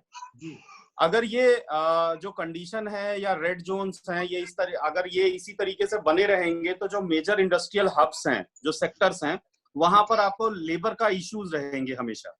और लेबर का इश्यू होगा तो आपका, क्योंकि प्लांट्स ऑटोमेशन पे बहुत सारे नहीं है, मैं मीडियम और स्मॉल स्केल कस्टमर्स की बात कर रहा हूँ, प्लांट कोई भी ऑटोमेशन पे। ये बात सब प्रोडक्शन पे रिलेटेड है। प्रोडक्शन का मैंने चैप्टर लेना था, प्रोडक्शन के मैंने चैप्टर लिया नहीं क्योंकि वही अपने आप में बहुत लंबा चैप्टर था। तो अभी मैं सेल्स की बात कर रहा हूँ। ये बात आप बिल्कुल ठीक कह रहे हैं, ये प्रोडक्शन भी हार्म होने वाली है क्योंकि लेबर क्राइसिस। सर प्रोडक्शन नहीं होगा, इंपोर्ट नहीं होगा तो आप मटेरियल बनाएंगे कैसे और बेचेंगे कैसे? भाई मैं इंपोर्ट नहीं कर पाऊंगा, मैं बेचूंगा कैसे? 2 महीने का माल गोडाउन में है, 2 महीने बेच के खाली होके बैठ जाऊंगा। हाँ नहीं बिल्कुल बात आपकी ठीक है। मैं एक बार ये चीज बीच में हमारी एक बढ़िया किसने अपनी शेयर की है स्क्रीन? सर विशाल जी है कोई, इन्होंने अपनी स्क्रीन शेयर की है। मैं उससे पहले वरुण जी का क्वेश्चन लेना चाहूंगा। वरुण वर्मा जी। सर नहीं मेरा क्वेश्चन नहीं है सर, एक छोटा सा इनपुट है। What we all should learn from the COVID incident is earlier जो देश का पीएम जो पहले रिक्वेस्ट करता था हाइजीन के लिए, मोर क्लीनिंग का, राइट? तो एक जो हाइजीन के लिए और जो क्लीनिंगनेस के लिए जो हमारा अवेयरनेस है वो बहुत ज्यादा बड़ा है बिकॉज ऑफ कोविड। अभी आज की डेट में आप देखो जो मतलब नॉर्मल पब्लिक जो पहले लाइक बहुत इजीली मिक्सअप हो जाते थे, they are also using mask and everything. तो मैं समझता हूँ over the period of time, maybe 1 quarter or 2 quarter, but hygiene is going to be next important. And during our this festival seasons, coating also, because coating is not only giving the beautification, it also gives up protection, right? So because of that, मैं समझता हूँ coating industry is going to boom with the consumption. Exactly बहुत अच्छी बात आपने बोली कि वो कहना चाह रहे हैं कि लोग अपने आप को हाइजीन करने के लिए जो सैनिटाइजेशन करा रहे हैं, तो इस तरह से लोग ये भी सोचेंगे कि पेंट भी करा लिया जाए घर को ताकि सारी सफाई भी हो जाएगी। अपने आप एक अच्छा एक पॉइंट है, इसको बिल्कुल आप कह सकते हैं इस तरह से होगा। Yeah sir, that's what I meant, like innovation will be the key, like if someone comes up with that like COVID resistant product and all, so it's going to be like innovative product and it will be a boom in the market. उसपे definitely product बनेंगे, बड़ी company जरूर पे काम करेंगी और ये बहुत अच्छा एक एग्जांपल हो सकता है, एक आपको नया आइडिया मिल सकता है बिजनेस को डेवलप करने का। मंजीत जी आप खासकर मेरी बात को सुनो कि जो भी चीजें आप बना रहे हो वाटर बेस के अंदर, उसमें आप ऐसी एक इन्वॉल्वमेंट कर सकते हो, सैनिटाइजेशन करवा सकते हो, अपने प्रोडक्ट को इस तरह से बना सकते हो, अपनी एडवर्टीजमेंट को ऐसे डिजाइन कर सकते हो जिसमें आप लिखो कि ये आपके घर को सैनिटाइज भी करता है ये प्रोडक्ट। तो ये अपने आप में एक बहुत अच्छा एक आइडिया पूनम मैडम ने दिया है। Sir antibacterial paint Goodlass Nerolac बना रहा है, जो अपने इसमें एडवर्टाइजमेंट में करता है एंटी बैक्टीरियल। अभी आप थोड़ा ज्यादा कर सकते हो, वो एंटी बैक्टीरियल नहीं, आप एंटी वायरस कह सकते हो, तो उसमें आप उस तरह से जा सकते हो। मैं ये कमेंट सेल्स पे क्विक कमेंट चाह रहा हूँ क्योंकि हमारा टाइम बहुत आगे निकल चुका है। मनीष जी मैं ये कहना छोटा सा पॉइंट और है, हॉस्पिटल्स के लिए हॉस्पिटल्स के लिए there are some bacterial resistance coating, so those are also very important nowadays, very popular in this. मेरी आइडिया हो गया। सेल्स की बात करूंगा, मार्केटिंग टीम वाले यहाँ पर होंगे जरूर, मार्केटिंग वाले काफी हमारे साथ जुड़े होंगे। थोड़ा सा प्रकाश डालें क्या सर हम? वो अपना इनपुट देना चाहे, मार्केटिंग वाले अपना इनपुट देना चाहे, ये सही मौका आप लोगों के लिए बोलने का। प्लीज मार्केटिंग वाले जितने। मनीष जी हेलो।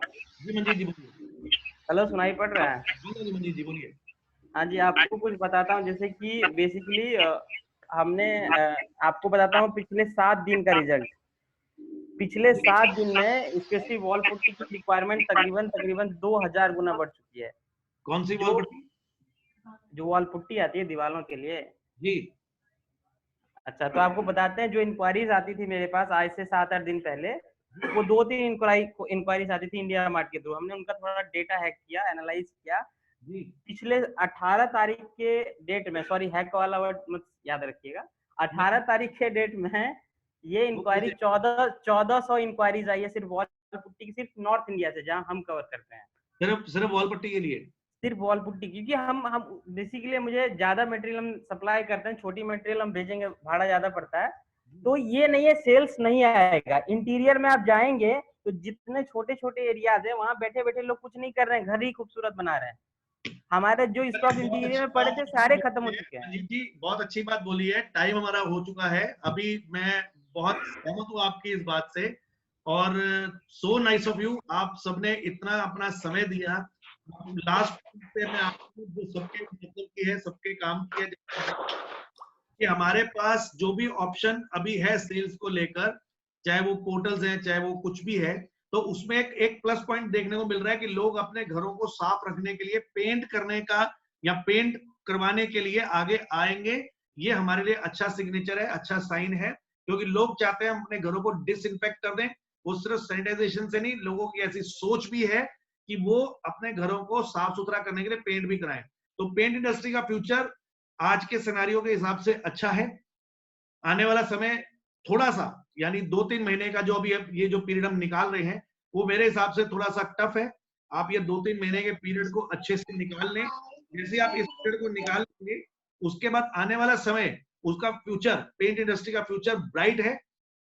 जो कि मुझे, जो मेरी पर्सनल एक राय है या मेरी पर्सनल एक सोच है, मैं ये समझता हूं कि जैसे चाइना के ऊपर लोगों का विश्वास धीरे धीरे कम होता जा रहा है ग्लोबली, तो जितनी भी बड़ी एमएनसीज हैं, अमेरिका है, जापान है, या जो बाकी एशिया जिनके लिए मार्केट है, वो इंडिया को टारगेट करेगा फॉर देयर इंडस्ट्रीज।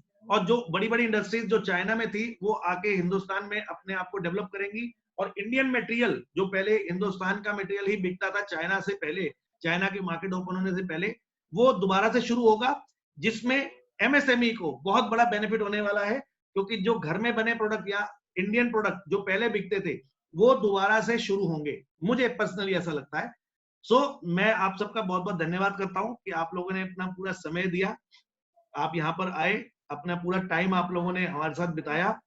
और जितने भी लोग हैं जो अभी हमारे साथ जुड़ना चाहते हैं व्हाट्सएप के थ्रू, वो मुझे मैसेज कर सकते हैं डायरेक्टली, या चैट है इसमें लिख सकते हैं। मैं आप सभी के लिए और सभी को रिक्वेस्ट करूंगा, एक दूसरे के लिए जिन्होंने भी आज टिपिंग वालों आने जाने का मिलता है लिए है सिंगल भाड़े में जो भी आएगा वो बढ़ के आएगा आज इस डिस्कशन को बिना किसी, मैं कहूंगा बिना किसी प्रॉब्लम के ये डिस्कशन हो पाया है, बिना किसी झगड़े के डिस्कशन हो पाया है। क्योंकि आमतौर पे जब इतने लोग एक साथ बैठते हैं तो कुछ ना कुछ, कहीं ना कहीं थाली एक दूसरे के साथ टकरा जाती है, लेकिन मुझे जो लगता था वो ऐसा कुछ हुआ नहीं। मैं बहुत बहुत शुक्रिया अदा करना चाहूंगा सभी मेरे भाइयों का, जिन लोगों। Thank you very much Manish भाई, आपने ये अच्छा डिस्कशन करवाया, उसके लिए आपका बहुत बहुत धन्यवाद। और सबसे बड़ी बात, यहाँ टकराने की बात ही नहीं है, एक दूसरे को संभाल के आगे चलने की बात है। आर्गुमेंटल हो सकता था सर, लेकिन आर्गुमेंटल हुआ नहीं। ठीक है, आर्ग्यूमेंट देखो, एक बात है, हर एक का दिमाग अलग अलग है, तो चर्चा होनी जरूरी है, उसमें मन में कुछ रखना जरूरी नहीं। बिल्कुल ठीक बात है सर। एक दूसरे की बात से पता चलता है वो नई सर, एक बहुत इम्पोर्टेंट सेफ्टी फीचर जैसे डिस्कस हो रहा था, एक चीज रह गई बतानी जी, डिस्कस करनी, उसमें ये है, अगर 2 मिनट सब कर लूंगा, जैसे प्रेशर कुकर में कोई भी चीज कुक करते हैं तो सीटी बजती है, ठीक है, एक वो प्रेशर क्रिएट होता है प्रेशर वेसल में। उसी तरीके से जैसे ड्रम्स बल्ज करते हैं तो उसको बल्जिंग को इमीडिएट ड्रम को नहीं खोलना कभी गलती से भी, उसके ऊपर आप पानी का स्प्रे करवाइए, बल्कि जितने आपके ड्रम्स पड़े हैं उन सबके ऊपर पानी का स्प्रे करवाइए अच्छी तरह, उसकी टेम्परेचर उसको डाउन करवाइए, स्टेबल होने दीजिए, उसके बाद घंटे 1.5 घंटे बाद उसको टच करिएगा। ये मेरे पर्सनल एक्सपीरियंस से आपको बता रहा हूँ। बहुत वेरी गुड, वेरी गुड। इस बारे में डॉक्टर गौरव ने बताया था, लेकिन पानी वाली बात जो आपने बताई है ये बहुत अच्छी बात है कि आप वो बराबर है। किसी ने अभी भाई साहब ने बताया तो मुझे भी याद आया कि किसी ने मुझे ये भी बताया था कि आपका प्लांट है ना, प्लांट के अंदर भी थोड़ा बहुत पानी स्प्रे करके रखो ताकि रूम टेम्परेचर भी डाउन हो जाए। बिल्कुल सर, बिल्कुल वो एग्जैक्टली वो जरूरी है जी, फ्यूम्स उससे डाउन हो जाती हैं। जी जी जी, आपने याद किया, मुझे भी अभी याद आया, इसीलिए बता रहा हूं। यही तो खासियत है, हमारे जितने भी गेस्ट आते हैं, जितने हमारे भाई हैं, जितने भी लोग हैं, वो एंड मोमेंट तक ये सोचते हैं कि पेंट इंडस्ट्री का कैसे बेनिफिट हो सके और कैसे लोग अपने आप को बचाव कर सके और कैसे कमाई कर सके और कैसे अपने आप को एनहांस कर सके, एक्सप्लोर कर सके। सर बहुत बहुत धन्यवाद डॉक्टर रंजीत सिंह भाई। और बाकी एक आलोक जी कह रहे थे उनके पास चेक पड़े हुए हैं जो ड्यू हैं, अगर उनको किसी पार्टी ने मना नहीं किया चेक डालने के लिए तो उनको पूछने की जरूरत नहीं, वो चेक डाल दें बेझिझक होके। अच्छा, मैं सोच रहा था कि आप कहने जा रहे हैं भेजे मैं डलवा लेता हूं। जी जी रंजीत जी बोलेंगे क्योंकि मैं उनकी थोड़ी सी नेचर जानता हूँ, बढ़िया नेचर की, अपने पैसे मैं डलवा लूंगा। चलो बढ़िया बढ़िया भैया, बढ़िया। Thank you sir. आप वाकई में ऐसा कर भी सकते हैं, अगर आपने ऊपर नाम नहीं लिखे हुए आपकी पार्टियों ने, वो चेक हमें भिजवा दीजिए, हम डलवा लेंगे, मना नहीं करेंगे। इसमें एक्चुअली अगर वो पार्टी आपको मना करती है कि नहीं जी आप ये चेक को तो वो एक अलग बात है। अगर उसने नहीं आपको रोका तो आप अपना गो थ्रू करें, उसको चेक को बैंक में लगाइए, बाउंस होगा तो उसका फोन आएगा। बैंक कभी नहीं मना करेगा आपको चेक ना लगाओ, बैंक खुले। पूछोगे तो कौन सी पार्टी बोलेगी पैसे ले लो। नहीं, बैंक खुले हुए सर, बैंक तो ऑपरेटिंग है। पूछना जरूरी है, इस टाइम का जो समय चल रहा है वो पूछना जरूरी है। नहीं सर, मारो देखा है पूछ के चेक आपके कैश नहीं होंगे, आप डालने ही पड़ेंगे, अनकैश होंगे, वो एक अलग बात है। क्योंकि उन्होंने अगर नहीं कैश कराने होते, उन्होंने आपका फोन आ गया होता उनका कि भाई साहब बैंक मत करिएगा इनको। बिल्कुल ठीक, सही बोल रहे हैं सर। चलिए फिर से आपको हमारे पास जितने भी पीटीसी जिसके भी पड़े बैंक कर रहे हैं, हम किसी को रोका नहीं है, किसी ने मना नहीं किया और सब कैश हो रहे हैं। ठीक है सर। जी सर। अब मैं लास्ट में आप सबसे यही कहूंगा कि पेंट विजन को साथ जोड़ने का बहुत बहुत धन्यवाद लोगों का। और अभी आज हम लोग पेंट विजन का ई पेपर लॉन्च कर देंगे, मेट्रो आपके सामने आ गया है, और with in 1 hour paint vision का जो न्यूज़पेपर ऑल ओवर इंडिया का, वो भी आप सबको भी रीडेबल हो जाएगा। आप सभी लोग ग्रुप्स में और अपने पर्सनल व्हाट्सएप नंबर पे भी वो ले सकते हैं। फिर से कहूंगा, जो जो लोग हमारे ग्रुप में जुड़ना चाहते हैं वो ग्रुप में आने के लिए अपने नंबर्स हमारे को चैट में भेज दें, मुझे पर्सनली व्हाट्सएप कर दें। मेरा नंबर आप लोग नोट करना चाहें नोट कर सकते हैं, 9212224415। मीटिंग 9212224415। इस मीटिंग की वीडियो रिकॉर्डिंग आप हमारे यूट्यूब चैनल पे देख सकते हैं, जो आज शाम को अवेलेबल हो जाएगी। इसके बाद और ये दोबारा से कोई पॉइंट किसी का रह गया हो, कोई जानना चाहता हो, कुछ छूट गया हो, तो वो यूट्यूब चैनल पर जाकर इस मीटिंग को दोबारा से देख सकते हैं। कल के लिए हम दोबारा आप सबसे जुड़ेंगे। मेरी रिक्वेस्ट आप सबसे एक और है कि आप में से कोई इंटरेस्टिंग बात, इंटरेस्टिंग टॉपिक, इंटरेस्टिंग सेशन या कोई ऐसी बात जो पेंट इंडस्ट्री के लिए बेनिफिशियल हो, वो बोलना चाहे, कहना चाहे। अगर आपके पास कोई ऐसी चीज है जो आपको लगता है कि पेंट इंडस्ट्री के बेनिफिट के लिए है। मनीष जी, मैं एक बात कहना चाह रहा हूँ। मनीष जी, एक बात मैं कहना चाह रहा हूँ। मैं एक बात पूरी करूँ। आप अगर उस बात को कहना चाहें, कोई सेशन लेना चाहें, कोई टॉपिक पे बात करना चाहें जो आपके पास आप समझते हैं कि आप अच्छे से उसके बारे में बोल सकते हैं, you can be a speaker on that, तो आप हमारे को अप्रोच कर सकते हैं। आप एक्सप्लोर कीजिए, पेंट इंडस्ट्री को हेल्प आउट कीजिए अपनी अच्छी सोच से, अपनी अच्छी बात से, जो पेंट इंडस्ट्री के लिए बेनिफिट हो। आप मुझे मेल कर सकते हैं, मुझे आप व्हाट्सएप कर सकते हैं, मुझे कॉल कर सकते हैं। डेफिनेटली, क्योंकि 3 मई तक हम लोगों को डेली सेशन लेने हैं, तो हम चाहते हैं कि हम लोग आप लोगों को भी मौका दें। पेंट विजन चाहता है कि आप में से हमारे कोई भी भाई अगर कुछ बोलना चाहते हैं, सेशन लेना चाहते हैं 1-1.5 घंटे का, जो पेंट इंडस्ट्री के लिए बेनिफिशियल हो, तो आप आए सामने और हमें जरूर बताएं, हम जरूर आपको मौका देंगे। और पेंट विजन के प्लेटफॉर्म पे आप अपनी कला का भी, अपनी बात को रख सकते हैं। हाँ जी आलोक जी, बोलना चाहिए, आप बोलिए सर, क्या कहना चाह रहे थे? मैं ये कहना चाह रहा हूँ सर, एक जो मुझे ऐसा लगता है, जो हो सकता है मैं गलत हूँ, मेरा ये कहना है एक दिन का टॉपिक सर आप ये कोलैबोरेशन पे भी लीजिए सर। अपने यहाँ की जो छोटी छोटी पेंट कंपनियां हैं वो कैसे मल्टीनेशनल के साथ कोलैबोरेशन करके दुनिया भर की कैसे बड़ी हो सकती हैं सर, उसके बारे में भी एक दिन का पूरा टॉपिक रखिए सर आप। क्योंकि एक मैं ये बताना चाह रहा हूँ, जब से एचडीएफसी बैंक में बैंक ऑफ चाइना ने रेस किया अपनी स्टेक और गवर्नमेंट सख्त होती जा रही है, आज चाइना ने उसका विरोध व्यक्त कर दिया है मोदी जी को कि अगर आप ऐसे स्ट्रिक्ट कदम उठाएंगे तो हम WTO में जाएंगे। और इसके बाद हो सकता है कि चाइना अपना स्टांस बदल के अभी सिर्फ इक्विटी खरीद रहा है, बाद में अपने प्लांट्स भी इंडिया में लगाना शुरू कर देगा वो, क्योंकि WTO में एग्रीमेंट हुआ है। तो मेरा ये कहना, आप थोड़ा फोकस कोलैबोरेशन पे भी डालिए। अपने जो छोटी छोटी कंपनियां हैं वो कैसे कोलैबोरेशन, 10 करोड़ 20 करोड़ 100 करोड़ की कंपनियां हैं, वो कोलैबोरेशन करके कैसे 1000 करोड़ की और बड़ी हो सकती है। थोड़ा एक टॉपिक आप इस पे भी रखिए सर। सर बहुत बढ़िया टॉपिक आपने बताया है, और ये 100% इस पे मैं वर्कआउट करूंगा। और ये भी देखूंगा कि अगर कुछ कंपनीज कोलैबोरेशन करती हैं तो वो पेंट विजन को भी याद रखें, उसको भी एडवर्टाइजमेंट देते रहे। जी सर, थैंक यू। ठीक है sir, thank you very much, सबका बहुत बहुत धन्यवाद। कल फिर मिलेंगे एग्जैक्टली इसी टाइम पे 3 बजे। Thank you Gaurav ji, thank you. इसकी एक्सपर्ट है, कोई भी क्वेश्चन, कोई भी क्वेरी आपको हो लेकर तो आप मुझे भेज सकते हैं, मैं आलोक जी तक भेज दूंगा। जी मिलन भाई। Thank you very much sir. Thank you sir, thank you very much. Okay Lalit ji, thank you very much आपका भी, और सभी लोगों का जिनका मैं नाम नहीं ले पाया हूँ मैं उसके लिए माफी चाहूंगा। और सबका बहुत बहुत धन्यवाद, कल फिर आपसे मिलते हैं। Thanks sir. Bye Manish. Thank you sir, thank you. Okay sir, bye bye, thank you.